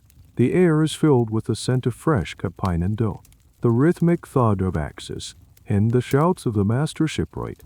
This is a communal effort of the highest order, a perfect fusion of art and industry. The Viking longship is, without a doubt, one of the greatest technological achievements of its time. It was the key that unlocked the world for the Norse people. Its design was the culmination of centuries of shipbuilding evolution in Scandinavia. You look at its elegant, flowing lines, and you can see why it was so effective. It had a shallow draft, meaning it did not sit deep in the water. This allowed it to sail up rivers, far inland, taking enemies by complete surprise. It was also double-ended, with a symmetrical bow and stern, which meant it could reverse direction quickly without having to turn around. A huge advantage when you needed to make a quick getaway from a hostile shore. The construction process is a masterclass in woodworking. The keel, the backbone of the ship, is laid first, often carved from a single, massive oak tree. Then, the strakes, the overlapping planks that form the hull, are attached. This is the clinker-built or lap strake technique. Each plank overlaps the one below it, and they are fastened together with iron rivets. You are put to work on this riveting team. It is a two-man job. One person on the outside holds a heavy hammer against the rivet head, while you, on the inside, use another hammer to pin, or flatten, the other end of the rivet over a small metal plate called a rove. Clang thud, clang thud, clang thud. The noise is deafening, and the work is repetitive and exhausting. But as you work your way down the hull, you are literally stitching the ship together, making it strong and flexible. This flexibility was the ship's secret weapon. The clinker-built hull was not rigid. It was designed to flex and twist with the motion of the waves. This made the ship incredibly seaworthy, able to ride out the violent storms of the North Atlantic that would have shattered a more rigid vessel. It was, in essence, a wooden serpent, riding with the sea rather than fighting it. A fascinating, undebated aspect of the construction is how they achieved the perfect shape of the planks. They did not use saws to cut boards from logs, as that would cut across the wood's natural grain, weakening it. Instead, they would split logs radially, like pieces of a pie, and then shape the planks with axes and adzes, following the natural grain of the wood. This made the planks incredibly strong for their weight.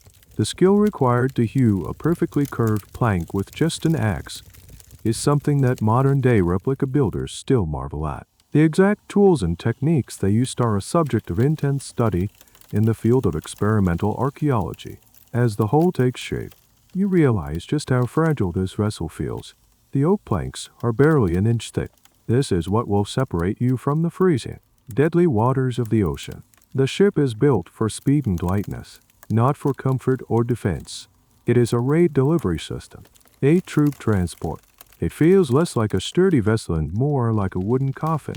And a deep, primal fear begins to set in. Are you really going to cross the open ocean in this? The final touches are put on the ship. The massive mast, made from a tall, straight pine, is raised and set in a special block of oak called the K-Erling. The old woman, the rudder, which was not at the stern but was a large steering oar mounted on the starboard, the steerboard side of the ship, is fitted a single, large, square sail made of heavy, woven wool is prepared. This wool sail, often decorated with colored stripes, was an engine in its own right, a product of countless hours of female labor back at the farm. Finally, a carving is done. The iconic, terrifying dragon or serpent head is mounted on the prow. This was not just decoration. It was psychological warfare, designed to strike fear into the hearts of those who saw it coming. It was also believed to ward off evil spirits of the sea. Interestingly, the saga suggests that these fearsome figureheads were supposed to be removed when approaching friendly shores, so as not to frighten the local guardian spirits. The land VTIR. The day of the launch arrives. The entire community comes to the shore. Using rollers, on sheer manpower, the great ship is pushed and pulled into the water. It floats. It is beautiful, terrifying, and perfect. It is a machine built for one purpose: to carry men like you to distant lands to acquire wealth. It is a symbol of your community's power, ambition, and skill. But as you look at it, floating serenely in the fjord, you cannot escape the feeling of dread. This magnificent creation is your ride to a potential fortune, but it is also a vessel of immense danger. It is a masterpiece of engineering, but it is also a thin, fragile shell. You have helped build your own potential tomb. The cheers of the crowd sound distant and strange. The only thing you can hear is the gentle lapping of the water against the hull, a sound that is both a promise and a threat. The longship is built, the crew is assembled, and the day of departure has come. The farewells are brief and stoic. A tearful embrace from your mother, a hard, silent clasp of the hand from your father. No one says what they are all thinking. This could be the last time you see each other. You and your brother, along with 30 or 40 other men, wade out into the cold water and climb aboard. The ship, which looked so large on land, suddenly feels incredibly small and crowded. You find your designated spot on a wooden sea chest.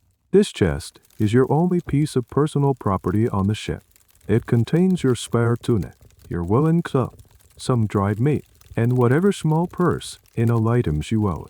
During the day, you sit on it. At night, you will try to sleep on it. It is your chair, your locker, and your bed, all in one. The ship has no cabins, no bunks, no shelter from the elements. It is completely open to the wind, the rain, and the sea spray. The only roof is the sky. The only floor is the narrow space between the ribs of the ship, which is already slick with bilge water. The smell is inescapable. And then there's the food and water. Fresh water is stored in wooden barrels and is strictly rationed. It quickly becomes stale and foul-tasted. The food consists of hardtack, a rock-hard, unleavened biscuit, along with salted, dried fish and meat. There is no fire on board for cooking. The risk of setting the wooden ship ablaze is too great, so every meal is cold, hard, and salty. The constant thirst from the salt-cured food becomes a torment. Sleeping is a nightmare. You huddle on your sea chest, wrapped in your damp, woolen cloak. The ship is never still. It creaks, groans, and lurches constantly. The sea spray is relentless, ensuring that you and your belongings are perpetually damp. You might try to rig a small piece of hide or cloth to create a makeshift tent with the man next to you, but it offers little real protection. You sleep in shifts, a few hours at a time.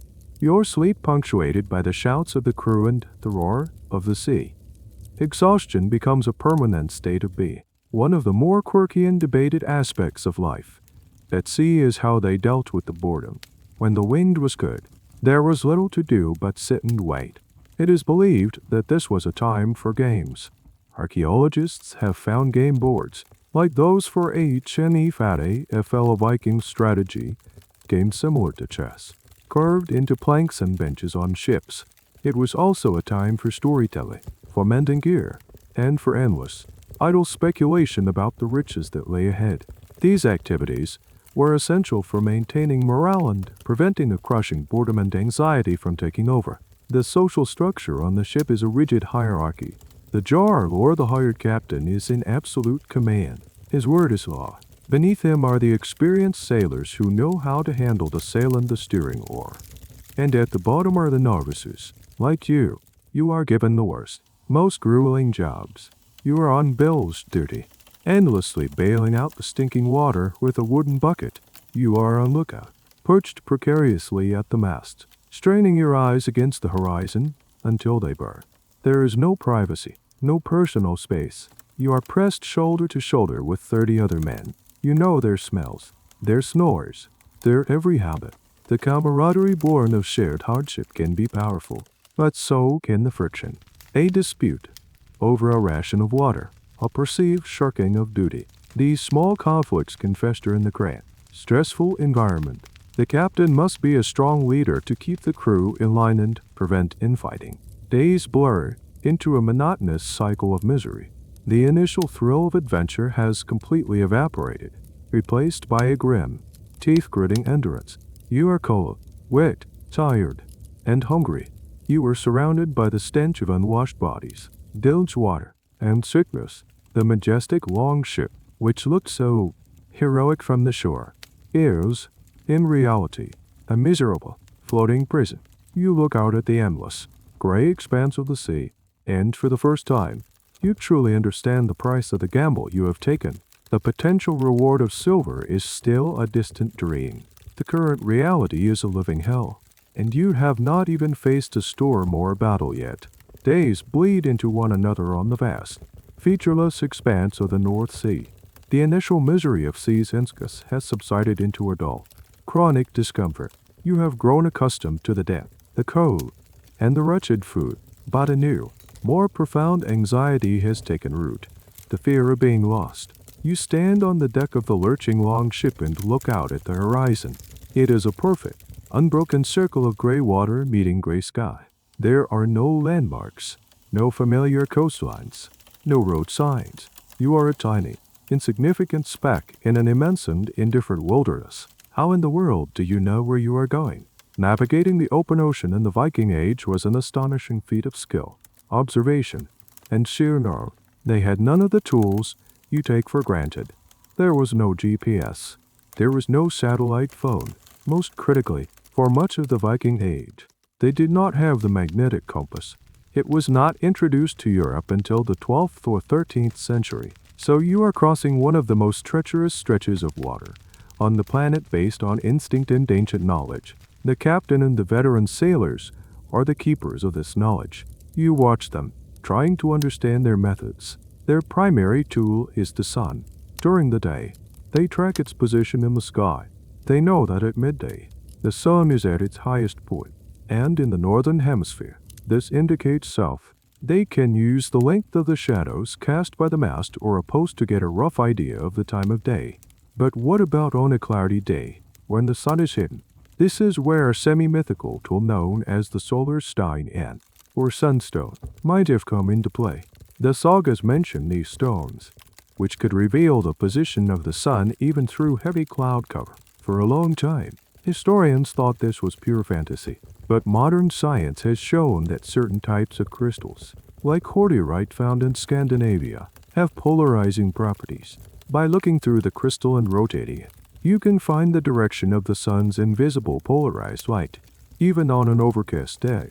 Archaeologists have found such crystals at Viking sites, though whether they were actually used for navigation is still a subject of intense academic debate.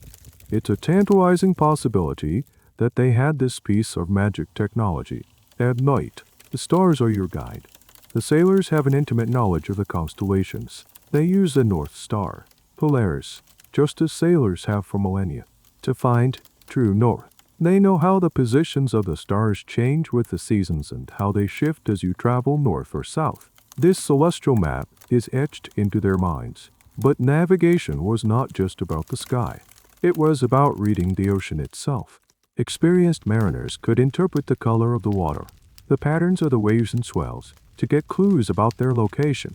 A certain type of swell might indicate you're approaching a large landmass that is still below the horizon. The temperature of the water could also be a clue. And then there was the wildlife. The Vikings were keen observers of nature. The flight patterns of seabirds were a crucial navigational aid. A gannet or a guillemot, for example, forages far out at sea but returns to its coastal nesting grounds at night. If you see one of these birds flying with purpose in the late afternoon, you can follow it to land. The presence of certain types of whales or fish could also indicate you were in a specific region. It was a holistic, environmental approach to navigation, using every available clue. One of the most famous and charming examples of this is the use of ravens.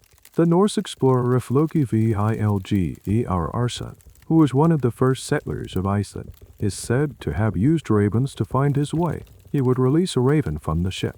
If it circled and returned to the boat, it meant there was no land in sight. If it flew off in a specific direction, he would follow it, knowing it was heading for the nearest land. This is why he earned the nickname HRAFNAF Loki, or Raven F Loki. But for all their skill, this was still an incredibly imprecise and dangerous business. A few days of solid cloud cover and stormy seas could throw all their calculations off. A slight misjudgment of a current could send them hundreds of miles off course. They were, in essence, aiming for a huge target, the coast of England, the Orkney Islands, and hoping they hit it somewhere. The sagas are full of stories of voyages gone wrong, of ships blown off course and lost at sea, or making landfall in a completely unknown and hostile place. You stand your watch, scanning the horizon. Your life is in the hands of the old man at the steering oar, his face a leathery mass, his eyes constantly scanning the waves, the sky, the clouds. You have no map, no compass, only this man's memory and experience. A storm is brewing on the horizon, the sky turning a bruised purple, the wind is picking up, and the sea is growing angrier. The challenge of navigation is about to be dwarfed by the much more immediate challenge of pure survival. The flimsy wooden ship begins to groan under the strain. You are lost, and a storm is coming. The storm passes. By some miracle of skill and luck, your flimsy long ship has survived the mountainous waves and screaming winds. The crew is battered, bruised, and utterly exhausted, but you are alive. A few days later, the lookout's cry rings out. Land! You scramble to the side of the ship, your heart leaping in your chest. There, on the horizon, is a thin, dark line. It is England. You have made it. But this is not a social visit. You are not here to sightsee. The mood on the ship transforms. The weary, miserable sailors disappear, replaced by grim-faced warriors. Axes are sharpened. Shields are taken out of their leather covers. Helmets are donned. And let us be clear about those helmets. They are simple, conical iron caps, perhaps with a nose guard. There are absolutely no horns. The horned helmet is a 19th century operatic invention, a romantic fantasy that has nothing to do with historical reality. An actual Viking warrior would have laughed at the sheer impracticality of wearing horns in a battle. The captain steers the ship towards a quiet, secluded inlet, a place where you are unlikely to be spotted. You are not seeking a glorious, pitched battle with an army. That is a deeply flawed, heroic image of a raid. A real Viking raid was a business transaction, and the goal was to maximize profit while minimizing risk. You are looking for a soft target, an undefended farmstead, a small village, best of all, a monastery. Monasteries were the perfect targets. They were oft unlocated in isolated coastal areas, making them easily accessible from the sea. They were, by definition, undefended. inhabited by unarmed monks, and most importantly, they were treasure troves. They held the accumulated wealth of the local community: gold and silver chalices, jeweled crosses, illuminated manuscripts with ornate metal covers. For a Viking, a monastery was a bank waiting to be robbed. The ship is beached on a sandy shore. On the captain's command, you and the rest of the crew swarm over the side, axes in hand, and begin to run towards the unsuspecting settlement a mile or so inland. The attack is all about speed and surprise. You burst into the small village. The scene is not one of heroic combat. It is one of chaos, terror, and brutal efficiency. The few local men who try to put up a fight are cut down quickly. The rest of the villagers, women, children, the elderly, are screaming and scattering. This is not a battle. It is a violent robbery. Your job is not to fight an army, but to round up anything of value. You are tasked with grabbing livestock, chickens, pigs, the cow. Other men are ransacking the small wooden houses, grabbing tools, cloth, and any small valuables they can find. The most valuable commodities, however, are the people themselves. Strong young men and women are rounded up, their hands bound. They are destined for the slave markets in Dublin or Dubai. They are now part of the loot. You find yourself in the small village church. A priest stands before the altar, holding a silver cross, his face a mixture of defiance and terror. He is swiftly knocked aside. The church is stripped bare. The silver cross, the candlesticks, the communion wine. It is all bundled up. A particularly coveted item might be the church bell. Small bronze bells were valuable and could be melted down. The whole operation is over in less than an hour. It is a whirlwind of violence and theft. It is ugly, terrifying, and profoundly unglamorous. The romantic image of the noble warrior is shattered by the reality of terrified villagers and the brutal economics of the raid. What was the psychological impact on the Vikings themselves? Did they feel guilt or remorse? This is a question historians can only speculate on. The Christian chroniclers who wrote about the raids portray them as mindless, bloodthirsty monsters, wolves from the sea. But from the Viking perspective, this was simply work. They were targeting outsiders, people to whom they had no ties of kinship or honor. The moral rules that applied at home did not apply here. A quirky and grim detail of these raids is what archaeologists sometimes find back in Scandinavia: fragmented treasures.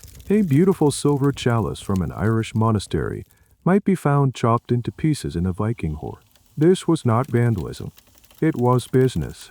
The Vikings operated on a bullion economy, where the weight of the silver or gold was what mattered, not the artistic or religious value of the object. An object would be cut up into hacked silver to be used as currency or to be divided amongst the crew. To them, that sacred chalice was just a lump of raw material. The raid is complete. You and the crew retreat back to the ship, carrying your plunder. The village is left smoldering, its people dead, grieving, or in chains. You did not fight a single trained soldier. You fought terrified farmers. You feel a sickening mixture of adrenaline, fear, and something that might be shame. This is the reality of going Viking. It is not the glorious saga you imagine. It is organized crime on an international scale. Back on the ship, the loot is divided according to the prearranged shares of the fellahji. You receive your portion, a few pieces of hacked silver, a good quality woolen cloak, and a share in the ownership of one of the captives. You are richer than you were yesterday. But as the long ship pushes off from the shore, the smoke from the burning village a dark smudge on the horizon, you feel a coldness inside you that has nothing to do with the sea spray. You have taken your first step into the violent, profitable, and morally bankrupt world of the Viking raider. The raid is over. You have your small share of the plunder clutched in a pouch, a tangible reward for the terror you helped inflict. The long ship is sailing for home, heavy with loot and captives. You might think the danger is over, that you have survived the worst the Viking world can throw at you. You would be wrong. The most insidious and relentless killer in this era is not a battle axe or a stormy sea. It is something much smaller, quieter, and completely invisible. Infection. Let us rewind to a moment you barely even registered. Back on your farm, months ago, while mending a wooden fence, a small, Dirty splinter of wood pierced the palm of your hand. You pulled it out, winced, and thought nothing more of it. Or perhaps during the chaos of the raid, you scraped your arm on a rough stone wall. It is a minor wound, a scratch. In your modern life, you would wash it, put on a bandage, and forget about it. Here, that tiny break in the skin is a gateway to death. A few days into the return voyage, you notice the spot on your hand is red and swollen. It is warm to the touch and throbs with a dull, persistent pain.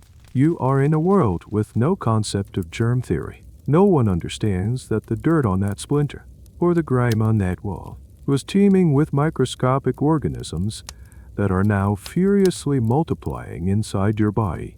There are no antibiotics. There is no antiseptic. Your attempts to treat it are based on a mixture of folk wisdom and magical thinking. An old sailor, seeing your swollen hand, might offer some advice. He tells you to make a poultice. You choose some yarrow leaves, a plant known to have some mild antiseptic properties. A lucky break of folk medicine, and plaster the green mush onto the wound.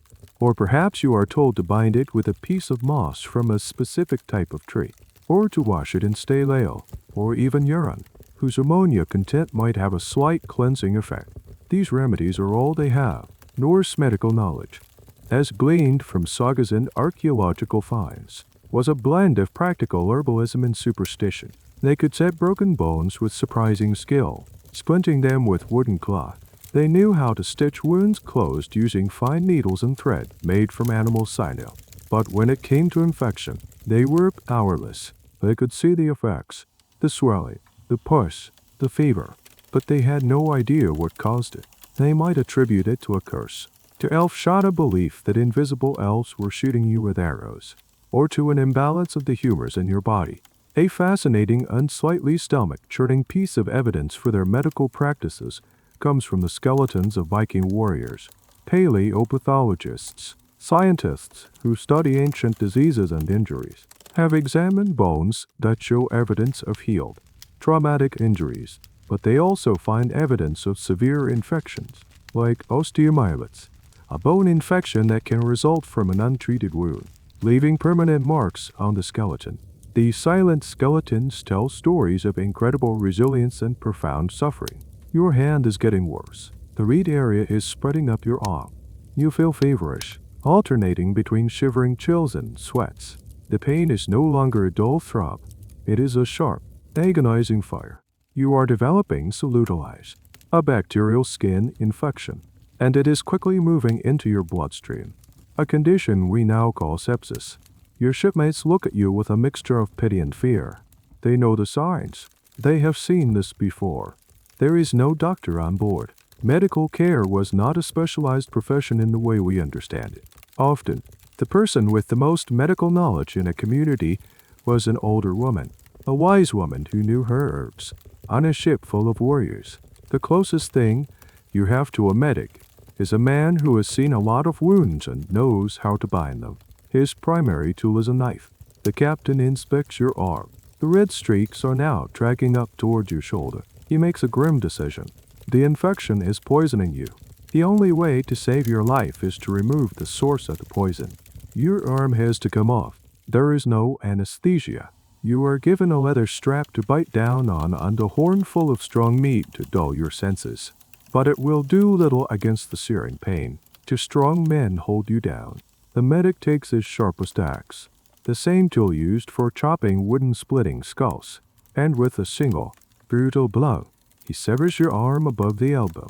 The world explodes into a white-hot supernova of pain, and you mercifully pass out, if you are incredibly lucky. The crude cauterization of the stump with a red-hot piece of iron from a makeshift forge might stop the bleeding and seal the wound against further infection. If you survive the shock and the blood loss, you might wake up. You will be a one-armed man. Your life forever changed.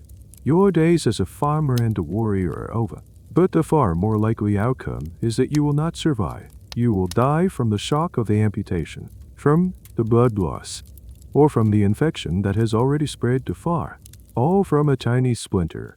This is the brutal reality of health in the Viking Age. Life was a constant, precarious balance. The smallest accident, the most trivial injury, could be a death sentence. You did not need to be felled by an enemy's sword. The most dangerous enemy was already inside you. Invisible, relentless, and utterly unbeatable. Let us imagine a different scenario. You survive the amputation. The ship makes it back to your home fjord. You are carried ashore, a shadow of the man who left. You are weak, feverish, but alive. Your family's joy at your return is tempered by the grim sight of your maimed body. The silver you earned seems a paltry compensation for the price you have paid. You have survived the raid, the sea, and the splinter, but your ordeal is far from over. Now you have to live with the consequences. Your status in the community is immediately, underivably altered. You are no longer a capable farmer or a potential warrior. You are dependent in a society that valued strength, self-sufficiency, and the ability to contribute to the family's prosperity. Your injury makes you a burden. The honor you gained by going Viking is now overshadowed by the pity you inspire. The long, slow process of healing begins. Your wound is a constant source of pain and a magnet for complications. Without proper sanitation, the risk of secondary infection is enormous. Your family does its best, cleaning a stump with boiled water and applying fresh moss dressings, which were known to have absorbent and mildly antiseptic qualities. But every day is a gamble. Every twinge of fever sends a ripple of fear through the Longhouse. This brings us to the harsh reality of battlefield medicine. What if your injury had not been a splint, but a wound from an actual fight? The sagas are filled with descriptions of horrific injuries. Limbs hacked off, spear thrusts to the gut, deep cuts from swords and axes. Surviving the initial blow was only the first part of the battle. A fascinating and somewhat gruesome detail of Viking Age medical diagnosis is the onion soup test. If a warrior had a serious abdominal wound, a medic might feed him a strong, pungent onion soup. After some time, the medic would smell the wound. If they could smell the onions, it meant the stomach or intestines were perforated, and the wound was considered untreatable. The man would be left to die as peacefully as possible. It was a crude but brutally effective diagnostic tool. Whether this is a true historical practice or a literary invention from the sagas is debated by historians, but it illustrates a pragmatic approach to triage in a world of limited options. Your web, thankfully, is on a limb, but it is still festering. The flesh around the stump is dark and smells foul. You have gangrene. The infection is eating away at your living tissue. The medic who performed the initial amputation may be an old man who had seen many such injuries. Comes to inspect it. He shakes his head. The only solution he knows is the one he has already used. More cutting. He has to remove the dead and dying tissue, a process we now call Hebrideemden. Once again, you are held down, and he takes his knife to your raw stump, carving away the blackened flesh. The pain is beyond description. Your screams echo in the smoky Longhouse. This is the cycle of pre-modern medicine. It was reactive, invasive, and incredibly painful. The focus was on radical, desperate measures because there were no subtle, preventative ones. The link between cleanliness and health was not understood. A surgeon's knife would be used to cut meat, carve wood, and then probe a wound, without being cleaned. They were unknowingly introducing new bacteria with every healing touch. The psychological toll of such an injury is immense. You are plagued by phantom pains, feeling an itch or an ache in a hand that is no longer there. You struggle with the simplest tasks that require two hands: tying your shoes, cutting your food, mending a tool. Your role in the family has shifted.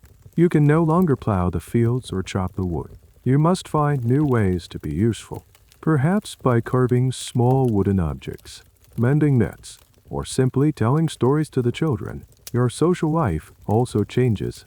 You see the pity in people's eyes. Some might see your wound as a mark of honor, a testament to your bravery. Others might see it as a sign of weakness, or even bad luck, a sign that the gods do not favor you. The ambiguity of your new status is a heavy burden. How did Viking society treat its disabled? This is a complex question with no easy answer. The archaeological record provides some clues. Skeletons have been found of individuals who clearly lived for years with debilitating conditions. such as congenital deformities or crippling injuries. This implies that they were not simply cast out, but were cared for by their communities. However, the sagas also contain stories of infants with defects being exposed, left in the wilderness to die, a common practice in many ancient societies. It is likely that the attitude towards disability depended heavily on the person's social status and the nature of their condition. An adult warrior injured in battle would be treated very differently from a child born with a severe disability. You lie on your sleeping platform, feverish and in pain, listening to the familiar sounds of the Longhouse, the sounds of life, of work, of a world you are no longer fully a part of. You survive. But what kind of life have you survived for? You are a living testament to the razor's edge upon which life in the Viking Age was balanced. One moment, you are a strong, capable provider. The next, you are a broken man, fighting for your life against an enemy you cannot see, armed only with the crude tools and desperate hopes of a bygone era. Let us step away from your own grim fate for a moment and consider the other half of the population. For while you, as a male, face the constant threats of violence, hard labor, and battlefield wounds, the women of your community faced a different, but equally perilous, recurring child. For a woman in the Viking Age, one of the most dangerous things she could ever do was have a baby. Childbirth was a life-threatening event, a terrifying ordeal with an appallingly high mortality rate for both mother and child. We have this romanticized image of the stoic, strong Viking shield maiden, but the reality for most women was a life defined by domestic labor and the immense risks of procreation. Imagine your wife is pregnant. This is a joyous occasion, a sign of your family's continuity and prosperity. But as the time for the birth approaches, a palpable tension fills the Longhouse. There are no hospitals, no sterile delivery rooms, no obstetricians. The birth will take place right here, in the same crowded, smoky, dirt-floored room where you eat and sleep. When the labor begins, your wife will be attended by the other women of the household, her mother, her sisters, an experienced older woman from the community who has acted as a midwife many times before. These women are our only support system. They bring their folk wisdom, their comforting word, and their knowledge of herbal remedies. They might have her drink a special brew of herbs to ease the pain or speed the labor. They might chant spells or sing songs to encourage the baby and ward off evil spirits.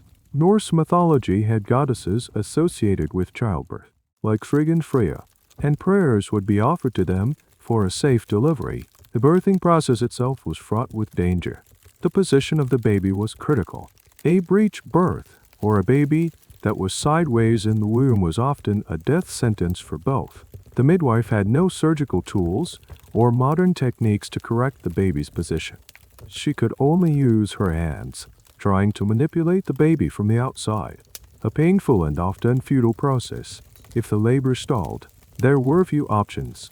The women might try to induce stronger contractions by having the mother walk around, or by pressing on her abdomen. But a prolonged labor would lead to exhaustion and increase the risk of infection and hemorrhage. The concept of a cesarean section was unheard of as a way to save a living mother. The procedure was only ever performed on a mother who had already died, in a desperate attempt to save the child. A fascinating and somewhat quirky bit of folklore surrounding childbirth was the belief in the power of knots.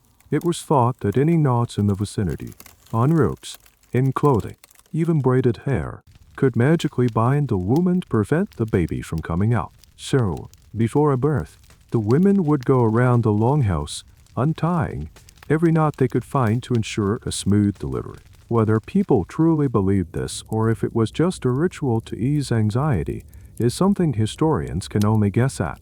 If, by some miracle of fortitude and luck, the baby is born healthy, the danger is still not over. The greatest threat to the mother was postpartum hemorrhage, uncontrollable bleeding after the delivery. Without modern medicine to stop the bleeding, a torn blood vessel could be fatal. Many women survived the ordeal of labor, only to bleed to death in the hours that followed. And then there was the ever-present threat of infection. Childbed fever, or puerperal sepsis, was a common and deadly killer. A small tear during delivery, combined with the unhygienic conditions of the Longhouse and the unwashed hands of the attendants, was an open invitation for a massive bacterial infection. A woman could deliver a healthy baby and then die in agony from a fever a few days later, leaving the newborn without a mother. The infant mortality rate was also staggeringly high. A significant percentage of children did not survive their first year. They were vulnerable to disease, malnutrition, and the harshness of the environment. A baby born weak or with a visible deformity faced an even grimmer fate. As mentioned before, the practice of euthymia, or infant exposure, was a grim reality. A newborn would be presented to the father, the head of the household. It was his decision whether to accept the child into the family. If he did, the child would be formally named, sprinkled with water in a pagan ceremony, and given a gift. If he did not, if the child was sickly, deformed, or if the family simply could not afford to feed another mouth, he had the right to order the child to be taken out and left in the wilderness to die. The archaeological evidence for this is scant, but compelling, with the remains of newborns sometimes found in unconsecrated ground outside of settlements. It is a practice that horrifies our modern sensibilities, but in a world of scarce resources, it was a brutal form of family planning. You watch your wife's ordeal. Helpless, the men are kept away from the birthing area, their presence considered bad luck. You can only listen to her cries of pain, praying to whatever gods might be listening. The line between life and death has never felt thinner. Every successful birth was a triumph against overwhelming odds, a testament to the incredible strength and resilience of women. But for every triumph, there was a tragedy, a mother lost, a child who never drew its first breath. The foundation of this warrior society was not built on the strength of its men's arms, but on the perilous, hidden labor of its women's bodies. Let us say you have managed to navigate this minefield of a life. You survived the brutal farm work, the famines, the feuds, the raids, and the constant threat of disease. You have, against all odds, reached what we would consider old age. In the Viking Age, this probably means you are somewhere in your late 42nd or 52nd. Life expectancy was low, not because people aged faster, but because so many died young from violence, childbirth, and infection. If you made it past the perilous filter of youth, you had a decent chance of living to a ripe old age. But living to a ripe old age in the Viking world was not the peaceful retirement you might envision. There were no pensions, no retirement homes, no leisurely golden years. Your value to society was directly tied to your ability to contribute. As your body begins to fail you, your position becomes precarious. Your back, after decades of plowing and lifting, is a constant source of agony. Your joints ache with what is likely severe arthritis, a common ailment seen in Viking skeletons. Your teeth, worn down by a gritty diet, are rotten and painful. There are no dentists to pull an obsessed tooth, only a friend with a pair of pliers and a strong stomach. Your eyesight is failing, the smoky interior of the Longhouse now a permanent, blurry haze. You can no longer perform the hard physical labor that defined your life. You cannot swing an axe. You cannot haul a fishing net. You cannot steer a ship. So, what is your role now? You are an elder, a source of wisdom and experience. You are the keeper of the family's history, the one who remembers the old stories, the genealogies, the property boundaries. You can offer advice to the younger generation on farming techniques, on legal disputes, on social customs.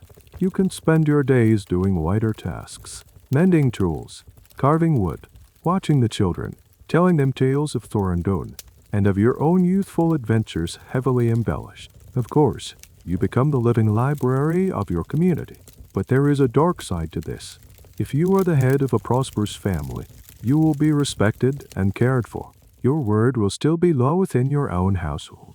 But if you are poor, or if you've outlived your children, you risk being seen as little more than a useless eater, another mouth to feed that no longer contributes to the family's wealth. The sagas contain grim references to this.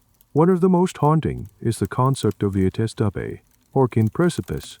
This is a legendary cliff where the elderly, when they became too old and infirm to be of use, would supposedly commit suicide by throwing themselves off, or were perhaps helped by their families. For a long time, this was dismissed by historians as a myth, a piece of dark folklore. There is no solid archaeological evidence for it, no mass grave of elderly people at the bottom of a cliff. However, the persistence of the legend suggests it may reflect a deep-seated anxiety about the burden of old age in a harsh society. The debate continues. Was the attestape a real, if rare, practice, or was it simply a powerful metaphor for the social death that occurred when an elder could no longer contribute? Even if you are not being pushed off a cliff, your final years are likely to be ones of chronic pain and increasing irrelevance. The world is moving on without you. The younger, stronger men are now making the decisions. Your advice is listened to, but not always followed. You are a relic from a previous generation. A strange and little known aspect of Norse old age relates to their worldview. In a society that prized heroic action and a glorious death in battle, which would grant you entry to Odin's hall, Valhalla, dying peacefully of old age in your bed, a straw death, was considered somewhat ignominious. It was a mundane, unheroic end. There was an afterlife for those who died this way, a misty, gloomy underworld called Hell, but it lacked the prestige and eternal feasting of Valhalla. This belief may have created a psychological pressure on elderly warriors, a desire for one last glorious fight rather than a slow, quiet decline. You sit by the fire in the Longhouse, wrapped in a woolen cloak, your body a roadmap of a hard-lived life. You are a survivor. You have seen seasons change, children born, and comrades fall. You have stories to tell, but you are also a reminder of what is to come for everyone in the room. Decay, weakness, and the inevitable end. You watch your grandchildren playing on the dirt floor, their faces full of the same youthful energy you once had. You have passed on your knowledge, your stories, your name. Your legacy is in them. But as another wave of pain shoots through your joints, you might find yourself wondering if it was all worth it. The struggle for survival was so intense, so all-consuming, that there was little time for anything else. You have lived a long life, but has it been a good one? As you drift off into a fitful, pain-filled sleep, the question hangs in the smoky air. You have cheated death 100 times, but he is a patient creditor, and he is coming to collect. The end is near. You feel it in the marrow of your aching bones, in the shallow whisper of your breath. The world has shrunk to the confines of your sleeping platform in the corner of the Longhouse. The boisterous life of the hall, the arguments, the laughter, the work, fades into a distant, muffled hum. Your journey through the brutal, vibrant, and unforgiving Viking Age is coming to its close. Your family gathers around you. Their faces, seen through the haze of your fading consciousness, are grim and resigned. They are not weeping or wailing. Public displays of excessive grief were often seen as unmanly and inappropriate. Instead, there is a quiet, stoic acceptance. Death is not a stranger here. It is a familiar neighbor. They have seen it take the young in childbirth, the strong in battle, and the old in their beds. It is the one certainty in a world of endless struggle. As you lie there, your mind drifts, untethered from the pain of your body. You think about the worldview that has shaped your entire existence. At its core is the concept of weird or olag. Fate, your life, its triumphs and its tragedies, was not entirely a product of your own free will. It was woven into a grand, cosmic tapestry by the Norns. 3 mysterious female figures who sit at the base of Jiggersly, the world tree, spinning the threads of destiny for all gods and mortals. You could struggle, you could fight, you could rage against your fate, but you could not change its ultimate design. The moment of your death was preordained. This fatalistic worldview is what gave the Viking warrior his famous courage. If the time and manner of your death are already decided, why fear it? The only thing you can control is how you meet your fate. Do you meet it towering in fear, or on your feet, with an axe in your hand and a defiant shout on your lips? A man's reputation, his due, mister, was the judgment of his character after death, the story that would be told about him. This was the only true immortality you could hope for. The question of how much an individual Viking truly believed they could influence their fate versus how much was predetermined is a complex philosophical point that scholars of Norse literature and religion continue to debate. Your breathing becomes a shallow rattle. Someone holds a cup of water to your lips, but you can no longer swallow. The final preparations for your departure from this world are being made. It was customary to ensure the dying person was properly dressed and that their shoes were on. It was believed that the journey to the afterlife was a long one, and you needed to be ready to walk it. A particularly strange and poignant folk belief was the idea of the death shoe, the HELSKO.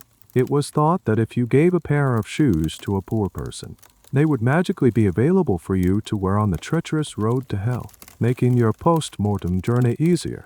It was a final act of charity that was also an act of supernatural self-preservation. As the last spark of life flickers out, your family begins the formal process of mourning. They will wash your body and dress you in your finest clothes. The funeral rites that follow depend heavily on your status and the specific time and place within the long, evolving Viking Age. If you were a great Jarl or a king, you might be afforded a spectacular ship burial. Your body would be laid in a long ship, surrounded by your most prized possessions, your weapons, your tools, your drinking horns, horses, dogs, and sometimes even thralls would be sacrificed to accompany you and serve you in the afterlife. The ship would then be either buried under a massive earthen mound or, more rarely, set ablaze and pushed out to sea in a fiery spectacle. These ship burials, like the ones found at Osberger and Geokstad in Norway, are our richest archaeological sources, time capsules that provide an unparalleled glimpse into the material world and belief systems of the elite. But you are a Carl, a simple farmer. Your funeral will be more modest, but no less significant. You might be buried in a simple, stone-lined grave, or perhaps cremated on a pyre, the smoke carrying your spirit up to the heavens. You will be buried with the things you might need in the next life: a knife, a fire starter, a bit of food, maybe your favorite axe. These grave goods show that the Norse believed in a tangible afterlife, a continuation of existence that required the tools of daily life. Your family will hold a funeral feast, the ERFI or grave ale. It was a solemn but also a social occasion. It was a time to honor your memory, to tell stories of your life, to cement family alliances, and, crucially, for your heir to formally claim their inheritance. Life moves on, quickly and pragmatically. Your journey is over. From the cold, smoky dawn in the Longhouse to the vital, rattling breath, you have experienced the full, unvarnished reality of the Viking Age. You have felt the gnawing hunger of winter, the sting of a splinter turning deadly, the weight of honor, and the terror of a raid. You have learned that survival was not an assumption. It was a daily, hard-won victory. You did not, as it turns out, last just a day. You lasted a lifetime. And in this world, that is the greatest saga of all. The world around you softens now. The hard edges of the Longhouse, the sharp sting of the cold, the metallic taste of fear, they all begin to dissolve. The rhythmic chanting of the funeral rites becomes a gentle, humming lullaby. The smoke from the pyre is no longer acrid, but sweet and hazy, carrying you upward, away from the world of struggle and toil. You are floating now, in a quiet, peaceful space between worlds. The weight of your body, the aches in your bones, the scars on your skin, they're all gone. There is only a profound sense of release, a gentle unwinding of the tight knot of survival you have carried for so long. The story is over. The striving has ceased. You drift on a slow, silent river, through a landscape of soft shadows and muted light. The faces of your ancestors, people you knew only from winter stories, appear in the mist. They are not fierce warriors or grim-faced farmers anymore. They are just peaceful presences, nodding to you, welcoming you into the long, unbroken line of those who have come before. There is no judgment here, no Valhalla to be won or hell to be feared. There is only a quiet, eternal belonging. The gentle current carries you onward, deeper into the dream, further into the calm, endless night. Sleep now. The journey is done.